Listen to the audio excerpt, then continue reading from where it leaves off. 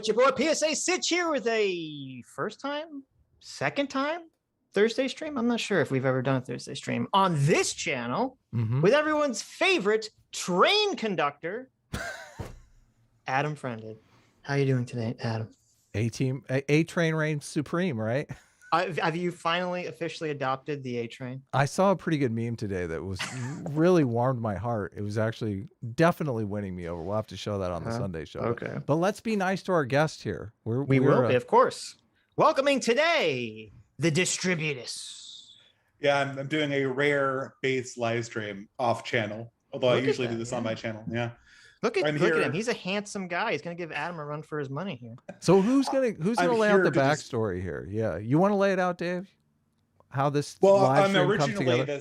Originally, this debate, I think this came up out over World War Abs that Academic Agent started, and eventually this kind of became an extended back and forth. He made a series of video refutations.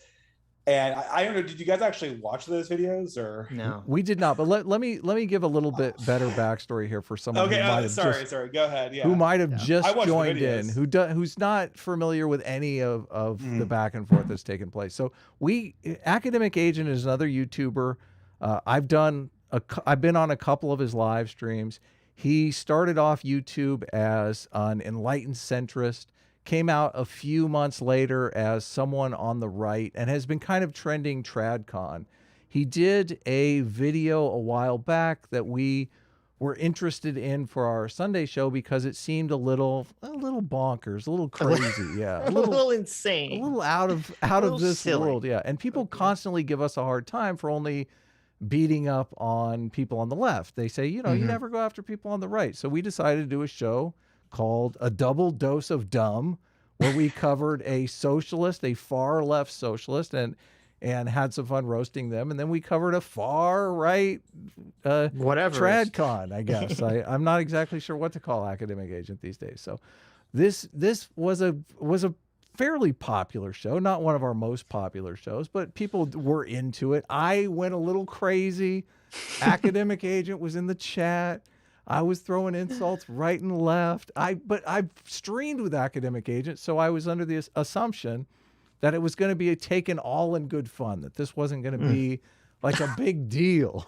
It's a comedy show. Right, exactly. We invited him on the show. Yeah. We said, listen, we understand this is a last minute thing. You don't have to come on the show. We can do it another time. No problem. We'll just schedule something. You're welcome to come on. We'll hear your piece. But he didn't want to do that. He wanted to respond in video responses, which that's fine.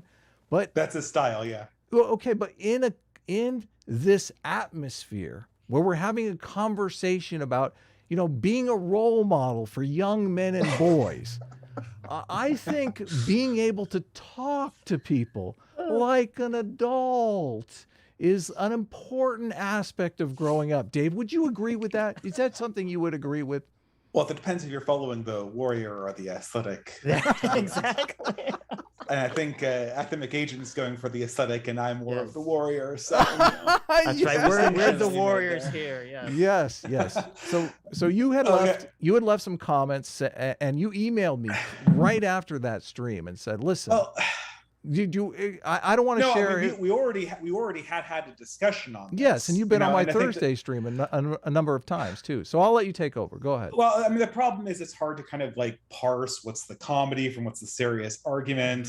We kind of got sidetracked on Julius Evola, who's, I mean, it's definitely not my favorite thinker, largely because of his anti-Christianity. And that came up, I think, in was it today or tomorrow? I think Academic Agent claimed was Julius Evola Day, and he did this Julius Evola. I thought it was yesterday or something. I think it was yesterday. I've been really out of the loop.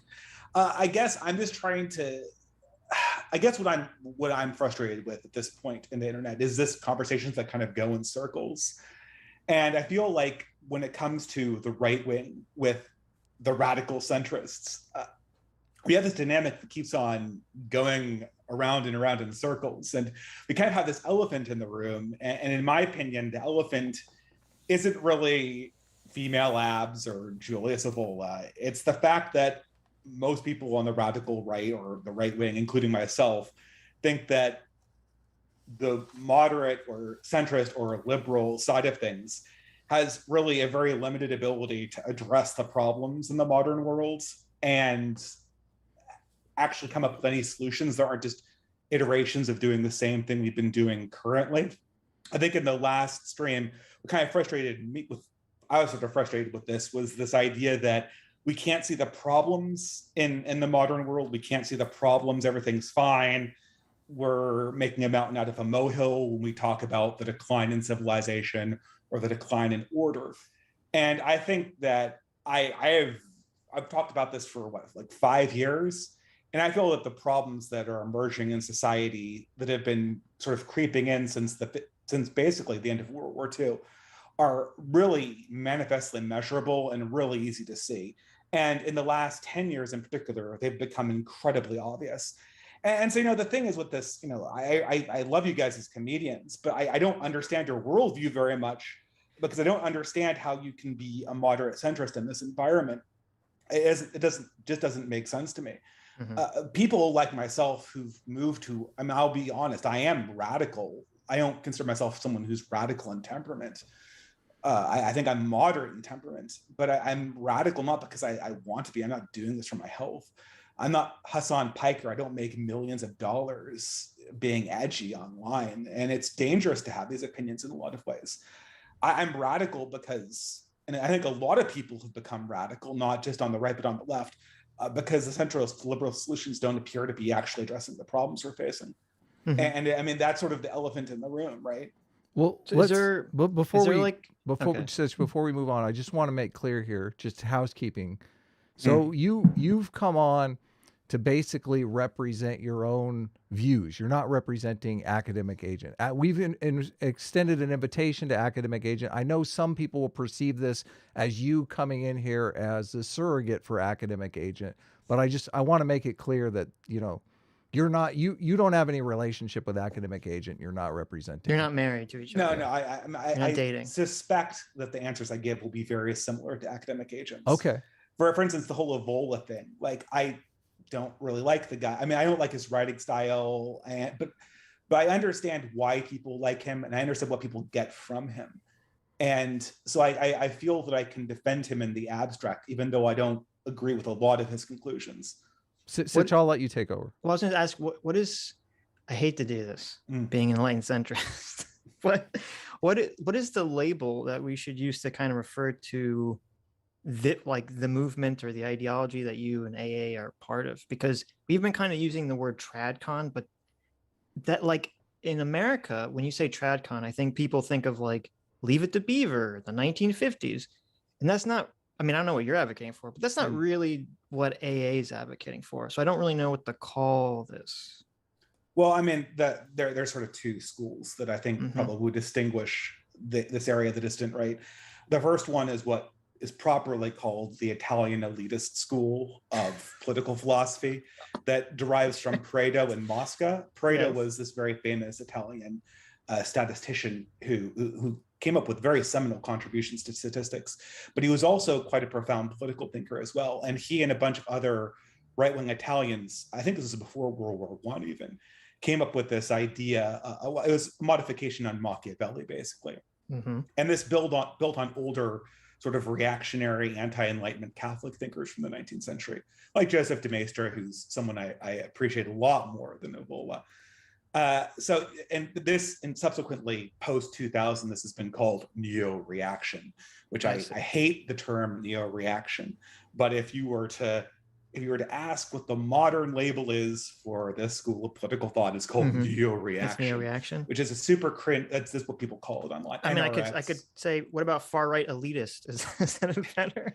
Well, that seems like you're coming up with like some kind of like, oh, I think that like elites are awesome and plebeians are horrible, but it's actually kind of the opposite. The Italian elitist school is a model for the corruption of elites. What we're dealing with right now is a corrupt elite. That's what's causing the problem, is that the elites that we have in charge have, I mean, it's basically they've developed an incredibly corrupt religious system. And we've now as a puritanical, politically obsessed pseudo religion that's taken over most of the institutions in society. Well, I mean, it's weird because the only person I've read at all, even a little bit, I haven't read a lot, is Avola. And he seems to be very anti-populist. And I mean, he might believe that the elites are corrupt, but it seems like he's like, oh, we need to go back to the time period of priest kings and, caste systems. I mean, to have the nobles telling everyone what to do. This is another problem too, is that the school kind of split. And some of them went into sort of what's called political realism, which is sort of like hardcore Machiavellian power dynamics. How do they actually work in real life? And the other half kind of went off into this esotericism and spirituality and sort of this Hegelian notion of spiritual dialectics, which in some ways is totally unrigorous, but kind of practically I find is very, very useful. Spengler is kind of an interesting middle case, I think, where I don't know if Spengler is really a political realist, but he seems to have some elements of that inside his thinking. I don't want to bore you. I feel like that didn't answer my question even remotely. So okay, I'm sorry. So you're saying that Avola was seemed elitist, it seemed like certainly. Avola was very anti-populist. Oh, okay. So here's something that connects the two of them. Okay. There is no Are such you a thing populist, Dave? Maybe we'll just ask. No way, because Okay. populism is a completely defunct ideology.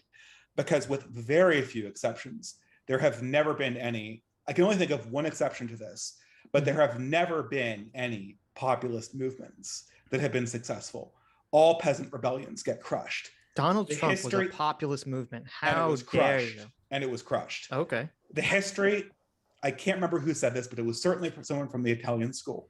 The history, was this Burnham? I think this was James Burnham. He wrote a brilliant overview of the school called the Machiavellians in the 60s.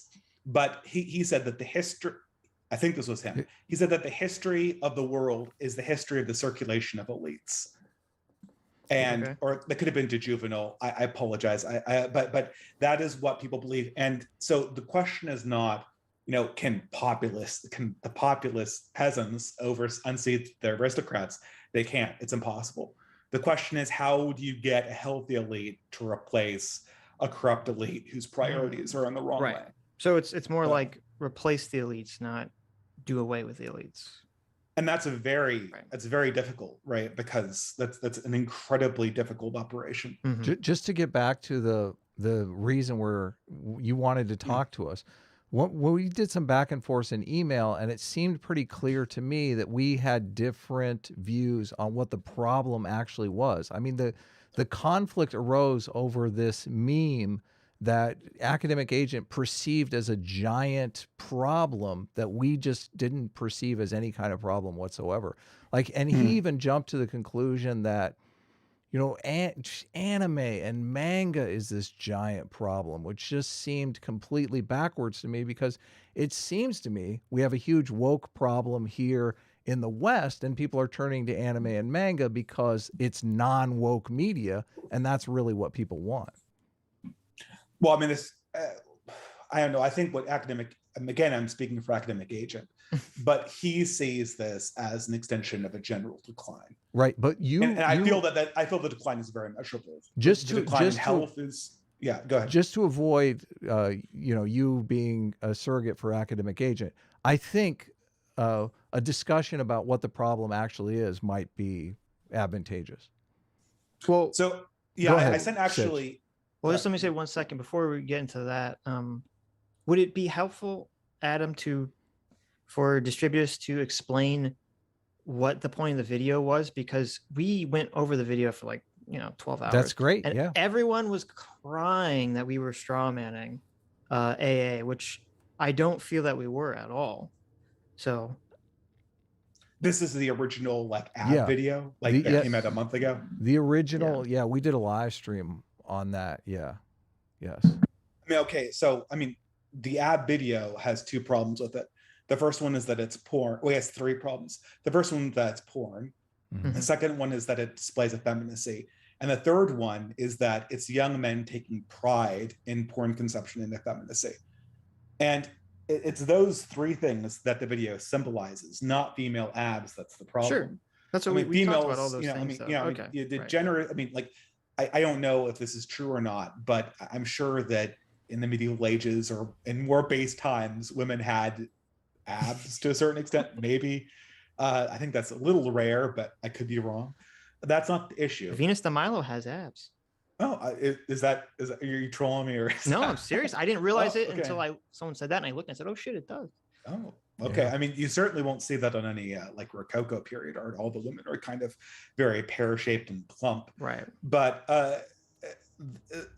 regardless of whether women had abs or not, it's the context in which the image appears. Mm-hmm. Pornographic, effeminate, and I think worst of all is men that are saying like, "Oh yes, that's my identity. I am an ab consumer." I'm serious. Like this is we're joking about this, but that's obviously the meme represents an identity group formed around pornography. Yeah, but this is okay. But this is where we get into so much trouble because it's like you're like an identity group has formed around the looking of abs, and I don't know when I look at that, it's like it's very obvious to me that it's a joke, and the people on Twitter are just being hyperbolic because they think it's funny. I don't know. You don't think that this is done for the sake of comedy? By the replies? Okay, but I mean, I feel like we're kind of down a rabbit hole because maybe in this acute instance, people are trolling Academic Agent with this particular ad. Oh no! Let me be clear. I'm not. But like, they're like, we could just vary it to something like tomboys or other fetishism, and I know from personal experience that this attitude certainly exists and is real. Sure. So maybe this one group is just a big joke, and the joke's on Academic Agent. Let me be clear. But I know this attitude exists, right? Let me be a little clear here. I do believe that there are people that like tomboys, there are people that like very muscular women, et cetera, et cetera, et cetera. But I mean, like, the way people reply on Twitter, which AA took very offense to, was, oh, you have the Asian girl squirting milk from her genitals. You have the little Shota kid licking the abs or whatever. Like, it seems like a lot of this stuff on Twitter, yeah, people might like tomboys, they might like muscular women, but on Twitter, it's like part of the joke, part of trying to get a bunch of likes and retweets on Twitter is to post something silly or funny or ridiculous because you want to get people liking it. And I don't know, to me, it just doesn't seem like an indication of the decline of the West.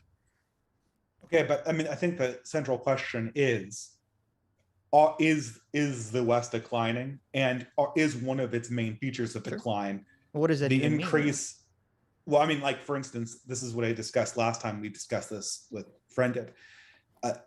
Pornography consumption and high-speed dating have manifestly increased, and the ability of young people to procure relationships and to form families has markedly decreased consistently since the 60s and steeply since the incidence of social media and widespread online pornography.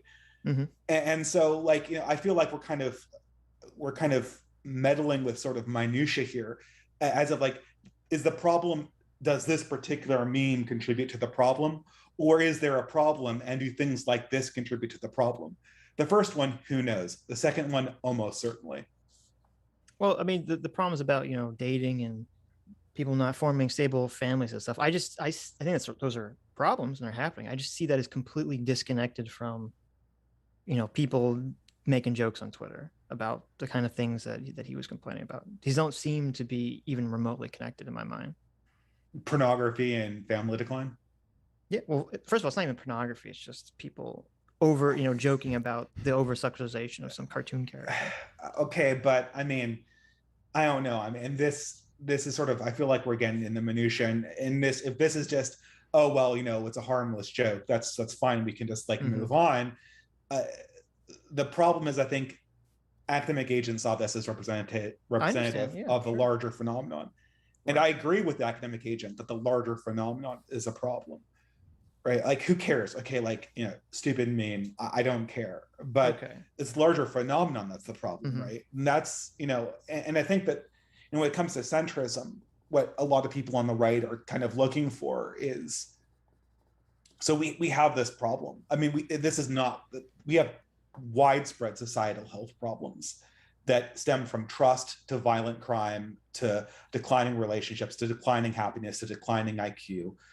Across the board, all these metrics are heading down. Is IQ really going down? It is, yes, actually. Yeah, no, I did a double take a few months ago and I checked this as well. It's been going down since 2000. Just as the sort of Flynn effect became a common term, it basically reversed. No, I don't know. This is not necessarily that this is some kind of Michael Woodley, Edward Dutton effect, but it does symbolize that aptitude at highly complex skills is decreasing. This might also markedly have to do with the decline in attention span that's been measurably present since the incident of the internet.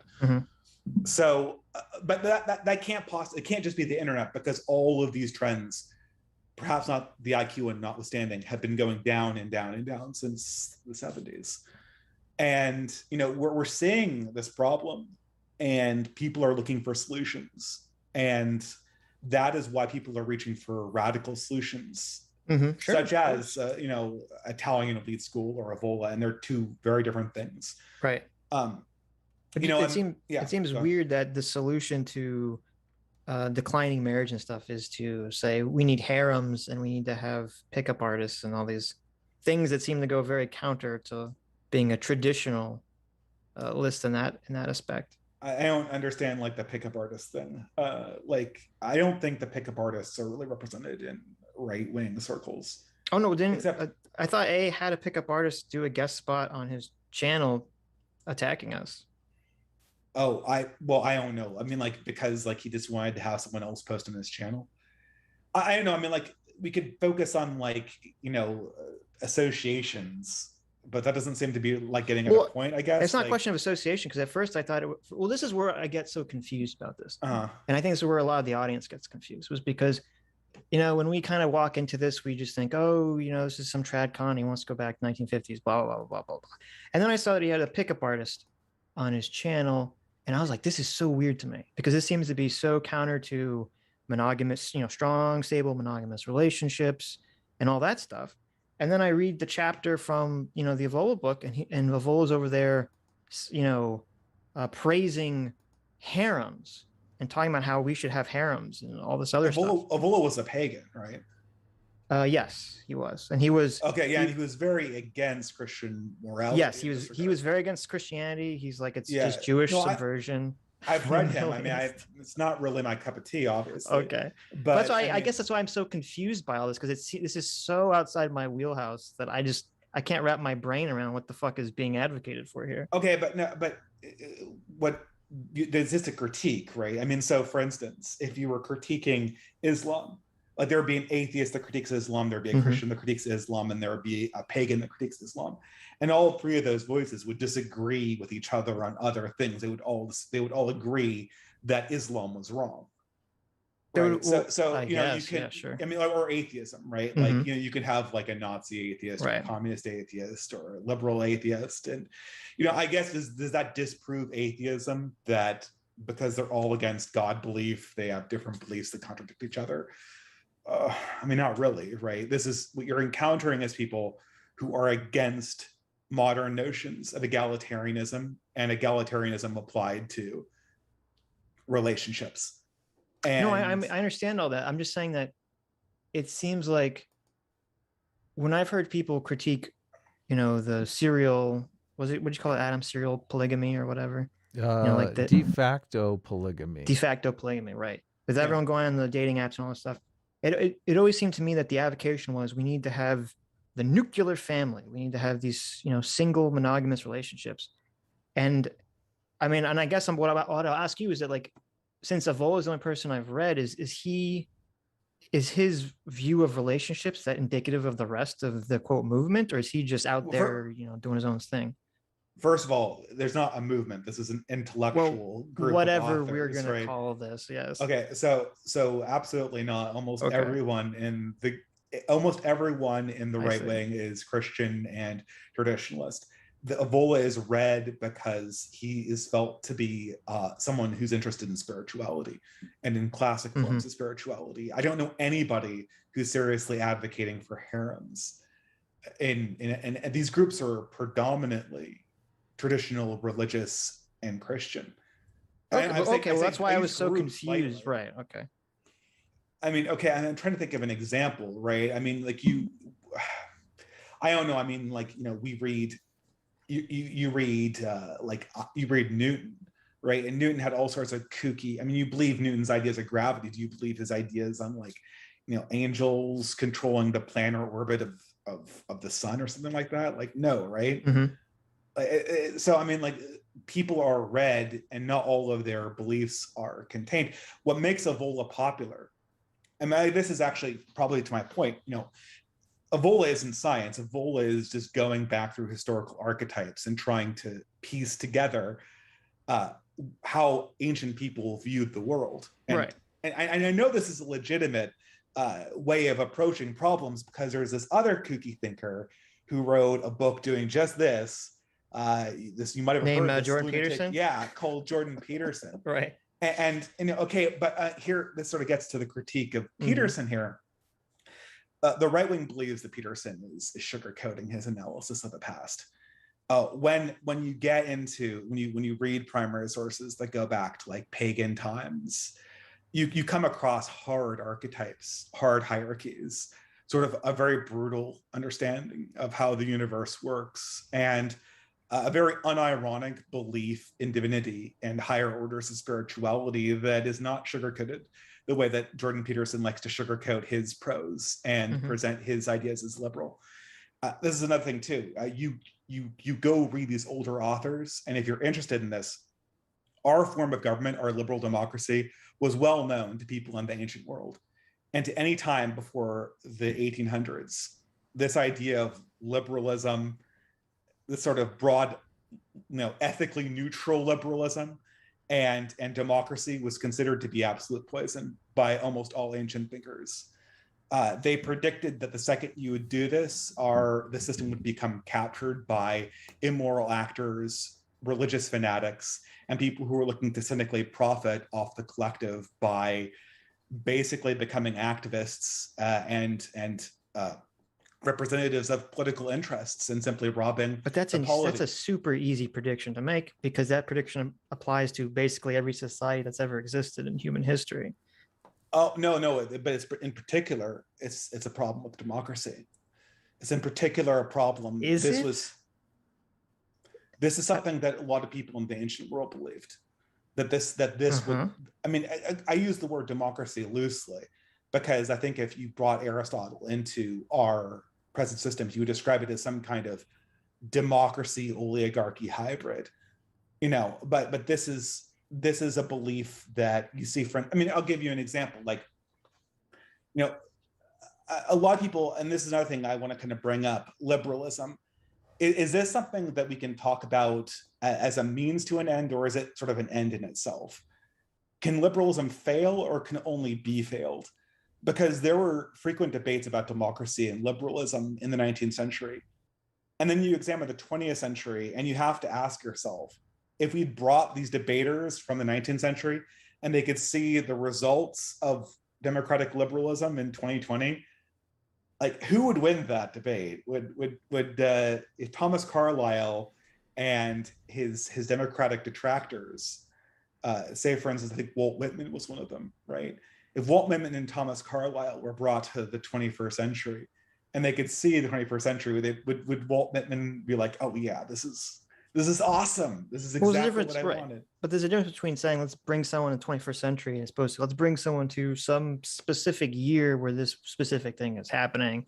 And maybe that's not really indicative of the entire age. I mean, you could do that with anything. You could bring someone back to, when the Holocaust is happening and say, see what X system has wrought. You can bring someone back to any negative point in history and then say, well, this system brought this negative consequence on everyone. Don't you have to kind of average it out, take it at the whole? I think that, I'm sort of agnostic when it comes to democracy and monarchy and all this stuff. I think that what we're seeing right now is an extension. I mean, everything has become politicized. That is one of the main problems. And this is due to the fact that, prior to this moment in time, America, I should say in the 19th century and the early 20th century, America was ruled by a very hard traditionalist set of religious notions and a bunch of elitist institutions that stopped the politicization of a lot of the core elements of the society. And then as they stopped it by basically stopping it from becoming invaded by political concerns. I'll give you an example. Like when it comes to wokeness, this is a good example. Wokeness is obviously some kind of religion. We agree with that, right? Sure. Yes. And so this is essentially flowed into the institution the second we evacuated it out of any values, right? Huh? Okay, so okay, I feel like we're kind of running out of gas. So we're not running out of gas, Dave. What are you talking about? We just barely got started. Okay. Let's start over. Like okay, there's a huge difference between how we're perceiving the problem that we haven't even dived into. There's also a giant difference between Evola and Peterson that I'd like to talk about. So I mean, okay, hold on. Are we starting about how wokeness came to be? Well, like that's the question. Go ahead. Yeah. Well, no. What you said was that America was run by sort of this traditional religious group, and they were preventing the over politicization of certain things, which, I mean, it was funny. I was listening to Adam's book the other day, the what was it? The Bank War? What was the one that you were reading? Oh, really? Yeah. The Bank War. Yeah. And I was like, to me, when people say like, oh, America was less politicized in the past, I'm just like, that's not even remotely true. Yeah, it was just politicized very differently, because obviously it didn't have the 24/7. It was politicized very differently in the sense that, I mean, you didn't have like weird religious cults take over universities. Well, we did. They were called Christians. Yeah, exactly. Yeah, exactly. Okay. I mean, so you just we're back with another, right? Okay, so what we say is that basically society is ruled by a religion. It's ruled by a set of morals. It's ruled by a set of elites, right? So that now I've discovered this right again. So what we're doing when we move from the 19th century's elites and religious morals is we're moving from a set of elites and morals that recognize themselves as rulers and elites and religions with morals to a set of systems that basically do not recognize themselves as religions and a bunch of elites that are taking no responsibility for their governance of society. And this is all being hidden behind the politics that we're doing right now. What we have right now is sort of a headless political, I mean, a good example of this is wokeness itself. Wokeness is developed, I mean, this is sort of getting into this, we're kind of sitting on top of this big reservoir of political theory, but wokeness is essentially a product of HR departments responding to civil rights law. That's what it is. To some extent, yes. But I guess what I'm asking, almost all extent. Well, what I'll ask is the contention here that in the 1600s to the 1900s, America was much better off under this Christian ruling class system, and now it sucks because we've gotten rid of it. Is that no? Okay, no. America has always been ruled by a group of elites and a reigning religion. When that group of reigning elites and religion were displaced, basically we told ourselves it was being replaced by nothing, but it was being replaced by a corrupt set of elites. Right. The fact that we can't see this is basically like this myth of democracy that we're dealing with right now. This myth that this sort of organically has emerged from the ether, as if wokeness was some product of the general will. We should. Well, I'm curious what the detail is on the definition of corrupt elites, how you're defining that. Like in the university system? Well, there's always going to be some level of corruption, obviously. So the point of society is to get the level of corruption as low as possible. But you're making it sound like we're at a 99% corruption level. And okay, I'm talking about we have an academic system that is basically just not able to debate an enormous number of points that it's constantly harping on. It has a discussion on race where a huge percentage of the information is just taken off the table. It has a conversation on crime where a huge amount of facts just aren't introduced to the conversation. We have city councils voting to defund or abolish their police, and they don't even discuss differential crime rates between demographic groups or the effect of policing on crime. Right. This is not part of the conversation. It is like, so when an institution does something that is so stupid that a 5-year-old would know not to do it, and it's comprised of people with PhDs, that academic system has been corrupted. Well, because it's doing something that is completely impossible for any competent system to do. The reason why they're doing it is because there's a political motivation. They're doing it so that they can increase their popularity with a certain demographic come election time, or so that they can ingratiate themselves to a certain activist class. And this is how a politicized force naturally corrupts a ruling class. It corrupts it by leaking power to people who lobby them, and then not taking direct responsibility for their actions. Right. There is no way a rational ruler of any kind could massively defund their police and massively reduce discretionary policing and expect not to see a subsequent massive increase in crime, which we have seen over the last 2 years. So, well, first of all, I would disagree. I think there's to me that's corruption. Well, do you not consider that corruption?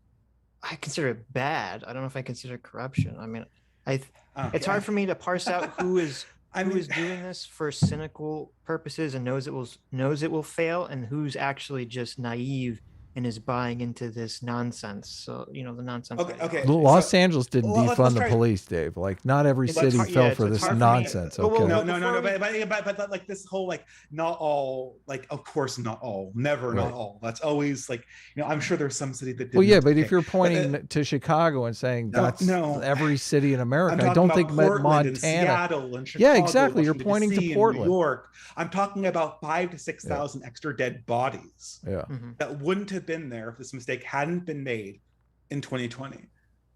And this mistake is something that a child would understand. This is absolutely a corrupt. It's a corrupt system. That it's not. No. Let's calm down. Okay, relax. Okay, everyone. We've talked about it. Complained about this woke academic capture like nonstop on the channel. Okay? Yeah, it's our whole fucking shtick, Dave. What the fuck? Stick. Okay. What I just didn't want to go into this. I don't like going into this down this path of like, oh, there's this conspiracy versus people actually drink this Kool-Aid and believe it. Because I don't. I'm not there. I'm not reading people's mind. I don't know what the fuck their intentions are. To me, it's kind of irrelevant. You should just get rid of it. I don't need to know if they really believe it or not. But what Sitch, I don't. This is what I don't get. Right? You guys deal with this stuff like every Sunday for like 12 hours. And then when a right winger talks about it, you're like, oh, what are you talking about? I don't even know what I like. Wait, hold on. What did I just wait? What did I just say to you? Because I don't think you understood what corruption? Like what? Like we had to walk through like why our systems. That's not what we. Dave, we just asked you to define how you're defining corruption. I don't know how you use these words.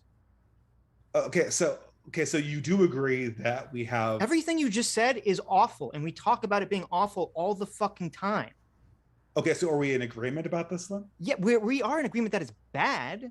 The only thing I said was I can't read these people's minds to know if the quote corruption is because someone is malicious and says, yes, I'm going to defund the police because I know that will cause crime to spike and that will somehow help me politically, versus someone saying, I'm going to defund the police because I buy a bunch of dumb woke shit and think that the police are actually causing the problem. This is going to raise, Black people out of poverty. That's all I fucking said. Yeah. No, it's obviously the latter. Oh, sorry, it's obviously no. It's the second one you mentioned there. So they do believe it. Was the first one. Yeah. So you guys. When I say corrupt, I said the institutions are corrupt. Right. The institutions are generating false information, false truths. Okay. Because they've been corrupted by politics. Good. That's an interesting distinction to me. I don't disagree with that. Yeah. So the universities are not making certain critical facts widely known, and they're covering them up because the universities are politically concerned about lobbying coming from outside their institution. We could call it, people would call this a democratic corruption. It's also a political corruption. And, in the ancient understanding, politics and democracy are almost the same thing. Well, I think the distinction is important, Dave, because corruption can mean broken or can mean malicious intent. So it's important to make that distinction. You're saying that it's not. You're saying that it's not malicious intent. When we hear corruption, we think you're talking about, a smoky room with a bunch of people. Okay. Yeah. So you're talking. Yeah, you're talking about the institution, which we talk about all the time, producing crap information. That's a bigger problem. Wait, I'm super confused because you said you think it's people drinking the Kool-Aid and believing this. But then you said it's the institutions are acting intentionally corrupt to protect political interest, which to me is not drinking the Kool-Aid. That's maliciously doing something that you don't think is going to necessarily work. Well, okay, so I mean, do we want to like track like a specific example that's come up recently? So Abigail Schreier had recently interviewed several doctors who did transgender surgeries, and in that interview, these doctors who are trans themselves and do transgender surgeries said that the academic peer groups that review journals and that communicate information to the doctors basically sit on all sorts of information that's telling them that hormone replacement therapy and possibly even hormone blockers have long-term consequences for these kids. Right. And this information is not getting through the institution. They're not doing this because they're being lobbied and they're being threatened by activists. I mean, to put it bluntly, that's what's going on. There's a political organization that has political goals for power, and it's coming into an academic institution, and it's basically telling them to sit on this information. I can't look into these people's souls and tell you that the reason why they're not standing up for these truths is because they're cowardly or they're lazy or they just don't care. I can tell you that an academic institution that has basically a true fact, and it's sitting on that because it's getting politically pressured by an interest group that basically has political ambitions. That is a corruption of that institution. It's not doing what it should be doing. Okay, sure. I'm fine. Yeah. Okay. I agree with that completely. 100%. Okay. But so we're dealing in a system where we have extensive political corruption of our institutions across the board.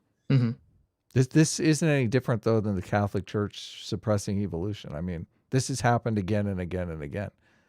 Okay. Well, I mean, I think this is actually significantly more extensive than any attempts to suppress evolution.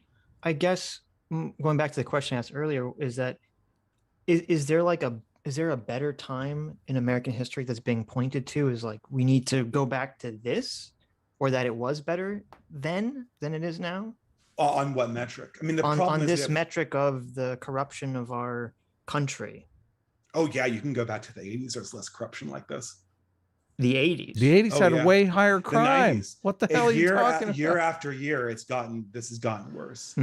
I mean, I would agree with the 90s, but maybe not the 80s. Yeah, the 80s had way higher crime. The crime was Adam. Like there are multiple dimensions, right? Like I know you can find something wrong about the 80s, but Sitch asked me, was there a time where academic corruption was less than it was right now? Right. And that's obvious. Like any time in the last 60 years. Sure. I didn't mean just academic corruption. I meant like, is it because when people are talking about this, they're like, oh, the country is declining, the country is degenerating. And I guess why this sort of confuses me is that like, yeah, I don't really like where we are right now with the woke shit. And I liked where we were in the 90s. I liked where we were more in the 2000s. But usually they're not hearkening back to then. They're hearkening back to some time 50, 60, 100 years ago. And I'm not really understanding where exactly we're declining from in this long time scale. Well, I did an entire video on this. This is my most popular video on the channel. The problem is there's basically two effects. Technology goes up and sort of there's this decline effect too. And the wealth you get and the benefit you get from technology covers up the decline to a certain degree. And that makes it very, very difficult to measure. But I know I sent this to you, but I listed just 8, before this stream came on, I listed out 18 measures that have been declining since the 1960s. Family formation's been declining since the 60s. Happiness has been declining since the 60s. Suicide's been going up. Depression's been going up since the 1960s. There's been a massive increase in violent crime in the 60s. It went down a little bit in the early 90s, and now it's going back up again. But the manifest effect of this 60-year period does show an increase in violent crime. There's been I'm also mentioning that there's an increase in obesity. There's an increase in drug use. I mean, it's all of these things, and a decrease in social cohesion and social trust. We can measure this. Mm-hmm. People trust social institutions of all kinds much less now than they did at any time since basically the 1930s, and probably even more than the 1930s when we were in the middle of the Great Depression. Right. So unprecedented levels of social decline, unprecedented levels of lack of social cohesion. The number of people who don't have a single friend they hang out with is at an all-time high before COVID happened. Like we can just keep on going down the line. I don't just necessarily disagree with any of this. I don't. But how does I guess I don't know. So what the point is? I thought you said you couldn't see how society was declining. No, I'm saying declining from like. Where was the time period that this is better? All of these trends that I mentioned in that big list, the decline began sometime between the late 50s and the early 70s. Right, but very, very slowly. I understand what you're asking. Okay, but the issue I guess I have is that for every thing that we're talking about as decline or as bad now, there was always some trade-off in the 50s or the 40s for that maybe they had better family formation. But then in response to that, it was like, okay, but we had Jim Crow laws. Like there's always some weird trade-off here that existed. Or back then people had a much blinder faith in their institutions and their government and just consumed whatever. There's always this weird trade-off. And it seems like when we have these conversations, there's a tendency to look into our past and to ignore all the bad things and just focus on the good things and say, see, we're declined. And it's like, well, we have in some areas, but we've also gone up in other areas. So what do you see as like since 1968 is like, what's just other than technology? Mm-hmm. What's this like? What am I getting for higher suicide rates and more misery and more depression and fewer families and fewer friends and burnt out middle American cities where everyone's drug addicted? What am I getting in exchange for this? You think, it's a serious question, right? Well, this is interesting because all these things that you're talking about, they all sparked from people realizing they can't trust their government because their government was lying to them about the war in Vietnam and their government was treating Black people as second-class citizens. And this created the snowball effect of people saying, well, hey, if they're lying about X, then they must be lying about everything else, which I don't agree with. I think that's a fallacy, but that's where this all comes from. It all comes from the corruption, only in a different way, of our institutions. And at the same time, the government gained an enormous amount of power between 1968 and now. Right, but that's not okay. I understand. But that's not okay. So we've built more and more. I feel like that's just another thing that's gone wrong. We've built more and more power into an institution that people trust less and less every year. Well, do you realize? I assume you would agree with me that people are very good at identifying when there's a problem, but not very good at identifying what causes the problem or how to fix it. I could just there are some. I don't know if there's any liberal solutions to the problem we're in. No. That's not what I'm saying. I'm saying I would imagine you would agree with me that people, the populace, is very good at sensing that there's some problem with society, but they're not very good at necessarily understanding what the problem is and how to fix the problem. Yes, but I don't see what that had to do with the previous thing. Oh no, because you said, well, even though people lost faith in the institutions and the government has achieved more and more power. I'm saying I agree, because people are very bad at identifying what's actually causing the problem. Sure, but I guess I still don't see what we got for all of these declines. When Jim Crow was ended and this sort of this civil rights regime came in with affirmative action and disparate impact and stuff like that, what people imagined was a completely racially integrated society where race would not be a political issue. And that has not been generated by our system. Our system has completely politicized race to the point where it dominates every single issue imaginable and promises to do so for not just the remainder of my life, but for the remainder of my children's life. And that's a kind of recent phenomenon, though. That's like the last 5-6 years. It's the last 10 at least since this hyper 2011. Yes, actually, this is measurable. No, measurably. I can back this up with stats. No, really. Look at the instance of white supremacy, racism, racist, and intersectionality in the word counts of every major newspapers. 2012, boom. That's when it starts going up on the dot. That's the point. I could agree with that. Sure. Across all publications, this has been done many times by people who do this in the numbers. I don't know what caused it. I talk about this all the time on my channel, but it definitely started in 2012-ish. Give or take. They're trying to win elections. That's what caused it. Exactly. Democratic Party strategy.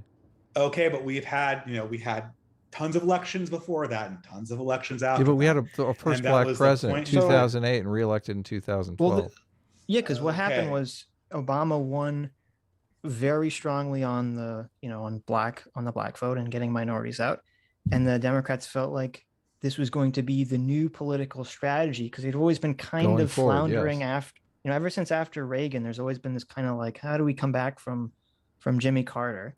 And you had Bill Clinton kind of come along, and then it was like, oh, but then he failed with Bush, and then you had Obama come along and he kind of galvanized this, get the minority voters out, and that just seemed to be the new tactic. Yeah, we're not in favor of this, Dave. We don't like this. Race is front and center on every issue. My point is, I don't see this as like indicative. To me, this is just like, okay, you have a political party that's engaged in a political strategy currently right now. Yes. I don't see this as like indicative of some sort of wider systemic failure of liberalism as a whole. It's indicative that civil rights as a project has basically failed, in my opinion. I don't know what you mean by that. No, I mean that we failed to integrate or to address racial achievement gaps in a meaningful way. I mean, it seemed like we were doing better until the woke stuff. It seemed like we were on the right path. I don't know. I think that people feel that this is, what gave you hope that we were just on the cusp of solving this problem? We weren't just on the cusp of solving. That, to me, it's, if you have a group of people. I'm confused. I said we were doing better. We're not on the cusp. That's a very different thing. To me, it's very naive to think that you can have an ethnic group of people that you enslave and then subjugate for hundreds of years, and then think, well, now that we remove these legal restrictions, like we're going to snap our fingers and suddenly like they're going to be totally, equal with everyone else in performance level. That to me just seems like a total naive fallacy. Oh, all right. But I mean, I still don't see what the solution is. The problem you're dealing with this wokeness is the civil rights regime that's basically embodied through disparate impact in HR. The thing that's causing wokeness, essentially. This was 60 years ago that this was instituted. I mean, take a look at affirmative action, for instance. If affirmative action came in the early 70s, and at that time, it was horribly unpopular. It got passed anyway. At that time, it was presented that this is a tiebreaker measure. This is like, it will be two people who are roughly comparable in achievement, and we'll use race to break the tie. Man, you look at Silicon Valley, look at colleges like Berkeley or any other elite college. The Asian students and the Black students aren't even competing in the same kind of game. The scores and the grades are orders of magnitude apart. An Asian student and a Black student in the same high school, what's required of them to go to an elite school is absolutely different. They're not even competing in the same game. So what is this? And this promises. What is this? What is the? I don't understand. Are you making an argument that this is somehow responsible for the institutional corruption? Because what difference does it make? Well, he's saying that the civil rights movement or the way that we've done civil rights, I guess, has failed. So I think it absolutely has. Right. So what I'm asking is, so what do we do? What's the solution for this problem? I think the solution is to focus on different things. I think the solution is to focus on group well-being rather than integration or equality. There's lots of disparate achievements in this world. There's disparate achievement between Asians and whites. There's different achievements between Jews and Gentiles. I mean, who cares, right? Is it a big issue that that Gentiles underperform Jews? I mean, no, right? Who cares? Well, why did you bring up the achievement gap? What is the point? Because this is a major, if you look at wokeness and their reasoning behind all of these things, it's driven by the fact. So you're saying that wokeness is what's driving I didn't even finish that sentence. Yeah. Okay, so this is, I hate to be doing all this explaining. So if you read, there's this great book, Christopher Caldwell's Age of Entitlement, that explains this in detail. But this woke regime basically comes in with this idea of disparate impact and protected classes. The civil rights basically partially abolishes freedom of association, which before that was considered the core liberal value, because you need that in order to legally enforce integration. The problem is that almost no higher institution, either corporate or academic, is well integrated in some kind of neutral space. They either need to have a heavy regime of affirmative action, or like Silicon Valley companies, they're just not very well integrated. Under this condition, there's this ambiguous legal regime where at any time they might be sued because they're creating a hostile work environment for minorities, because whatever their policies are for hiring, it has a disparate impact on their hiring of minorities. And because of this necessitates the implementation of HR departments constantly pushing the forefront of the woke agenda. Each new woke iteration, before it was Robin DiAngelo with sensitivity training in the 90s, remember that? No one does, right? But now it's Robin DiAngelo. Every new iteration is sold to these companies as, if you just do this, this means you're doing what's necessary in order to make it so that you will have some kind of parity and diversity. Right, you won't get sued. Here's your shield. Because if you get sued, you can say, we did everything we could. Right. We had the state-of-the-art HR department, and that little certificate that Robin DiAngelo gives you, that will protect you from a disparate impact lawsuit, which they all would be vulnerable to otherwise. That's why Robin DiAngelo can, charge $10,000 an hour. Dave, do you know? Dave, do you know that there are people working on anti-woke diversity training? There's people in Heterodox Academy that are working on new products. That the corporate America despises these diversity training programs, but they're with you. They know that they have to spend, $1 million a year on diversity training. So if they get any kind of accusations, they have it as now I'm not finished. Oh, sorry. They have it as a shield against them. But these diversity trainings show no improvement in the work environment whatsoever. In fact, they breed animosity in the work environment, which I'm sure you agree with. But they never have. But there are going to be free market solutions that come along that are going to allow them to purchase diversity training so they cover their asses politically, and also do something that fosters more sameness, more ussiness in the workplace. Those are on the way. People are working on those. People are going to get rich making those. Okay, no, capitalism. They're wasting their money if you try. Why? I'll tell you why. Because what's going to happen, unless something radical happens to our system of academics, is that these things are going to come up into court, and then Yale and Harvard and NYU and every major university's diversity department is going to denounce them as racist. Will a judge accept a diversity requirement with all the major academic institutions? What makes you think that something, just because it's not woke, is going to be classified as racist?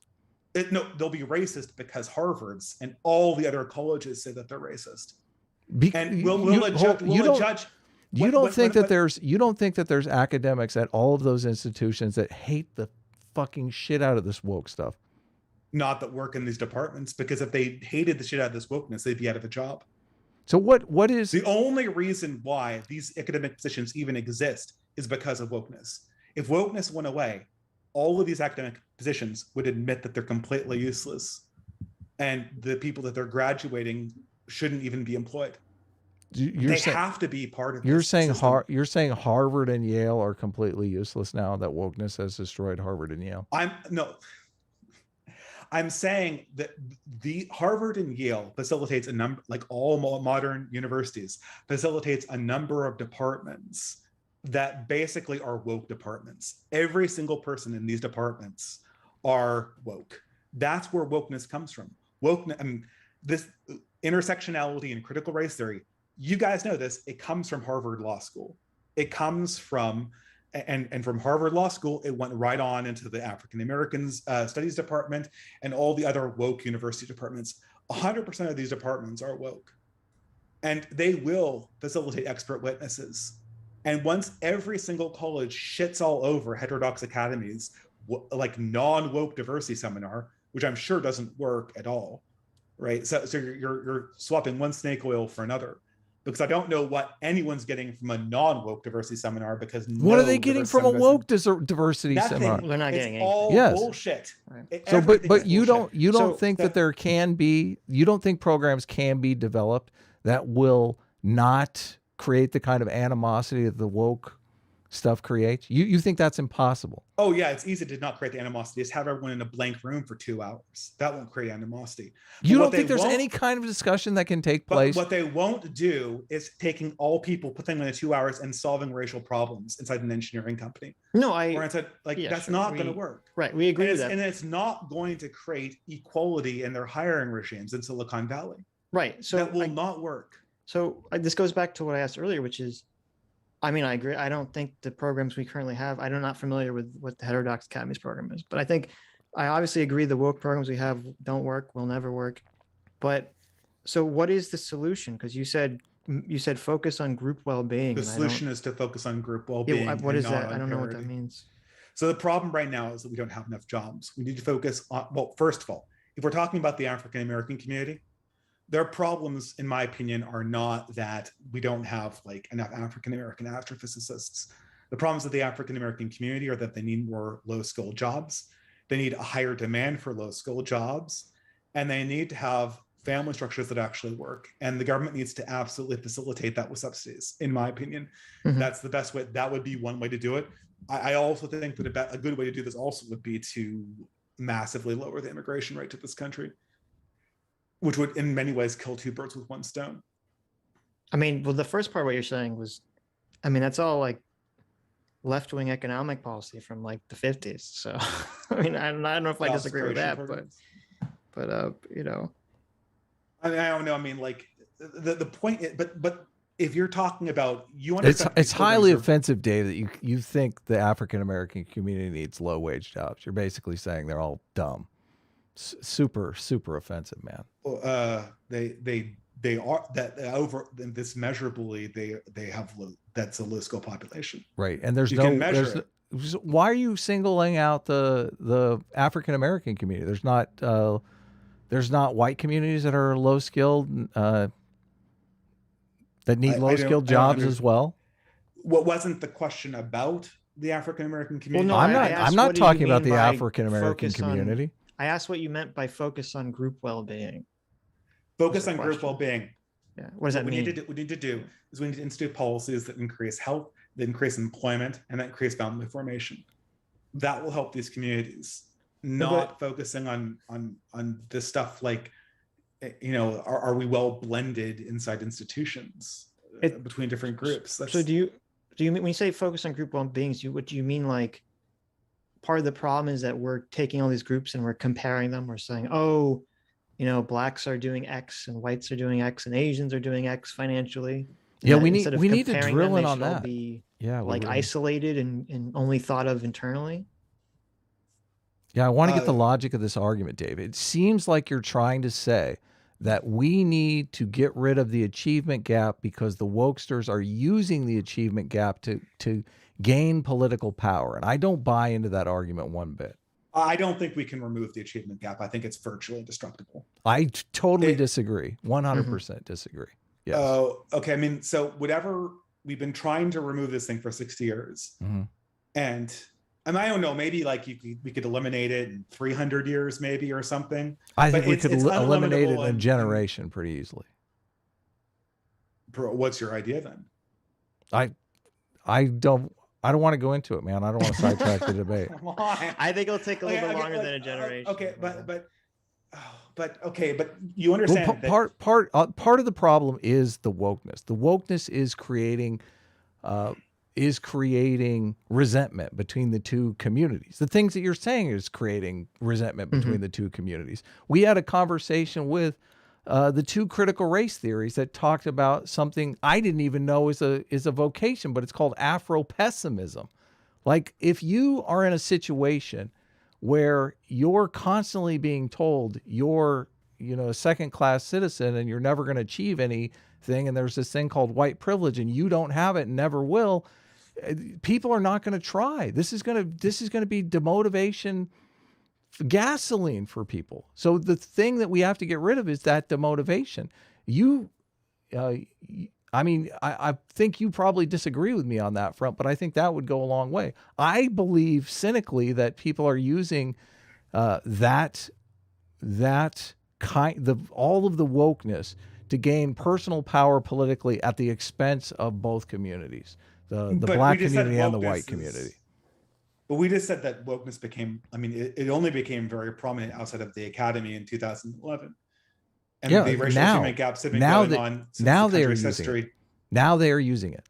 Yes, I'm not claiming wokeness has been around for a long time.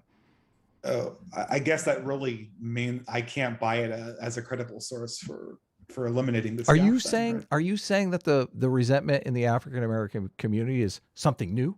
Is that what you're claiming? No, wait, no, that's I'm of the opinion that this achievement gap is almost impossible to surmount. Okay. The achievement, so you're saying the achievement gap between various ethnic groups in America will forever be fixed in stone, basically. No, who knows what will happen, right? But we can't engineer it. For instance, if we were to try to get rid of the gap between Gentiles and Jews in achievement, how would we even do that?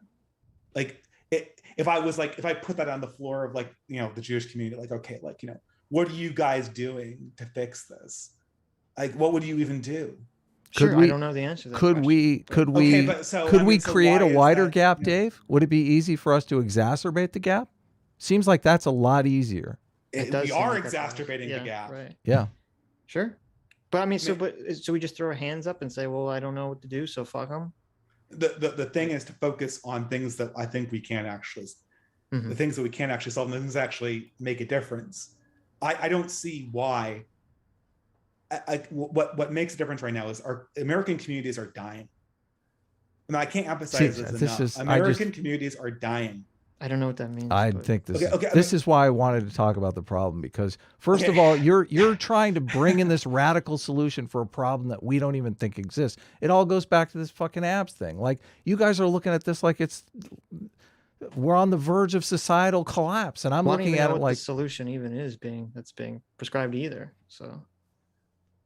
Okay, but do we agree that did you guys contest the whole statistics that I didn't cite statistics, but did you contest the list of negative trends since the 60s, decline in social trust and friendship and cooperation? I haven't seen the numbers, but I wouldn't be surprised if they're accurate. Sure. I would say the social documents, a lot of this, God, sorry. Well, it depends upon what you're talking about, but if you're talking about 100 years ago, I'd say the social trust right now, even in the decline, is probably a lot better than it was 100 years ago. I don't think so. Social trust in what way? Social cohesion certainly is down from 100 years ago. Sure. Oh, way down. 100 years ago, people had way more families, way more friends. Yeah, trust among family and friends, and trust among just some guy I met walking across the street is a completely different thing. Okay, but is trust among family and friends on decline? If you just go back to my grandmother and great grandmother, who I did a lot of family history on, right? They lived in a community where they knew every single one of their neighbors. They did things with them every day. Sure. They knew their mayor. They met him every day.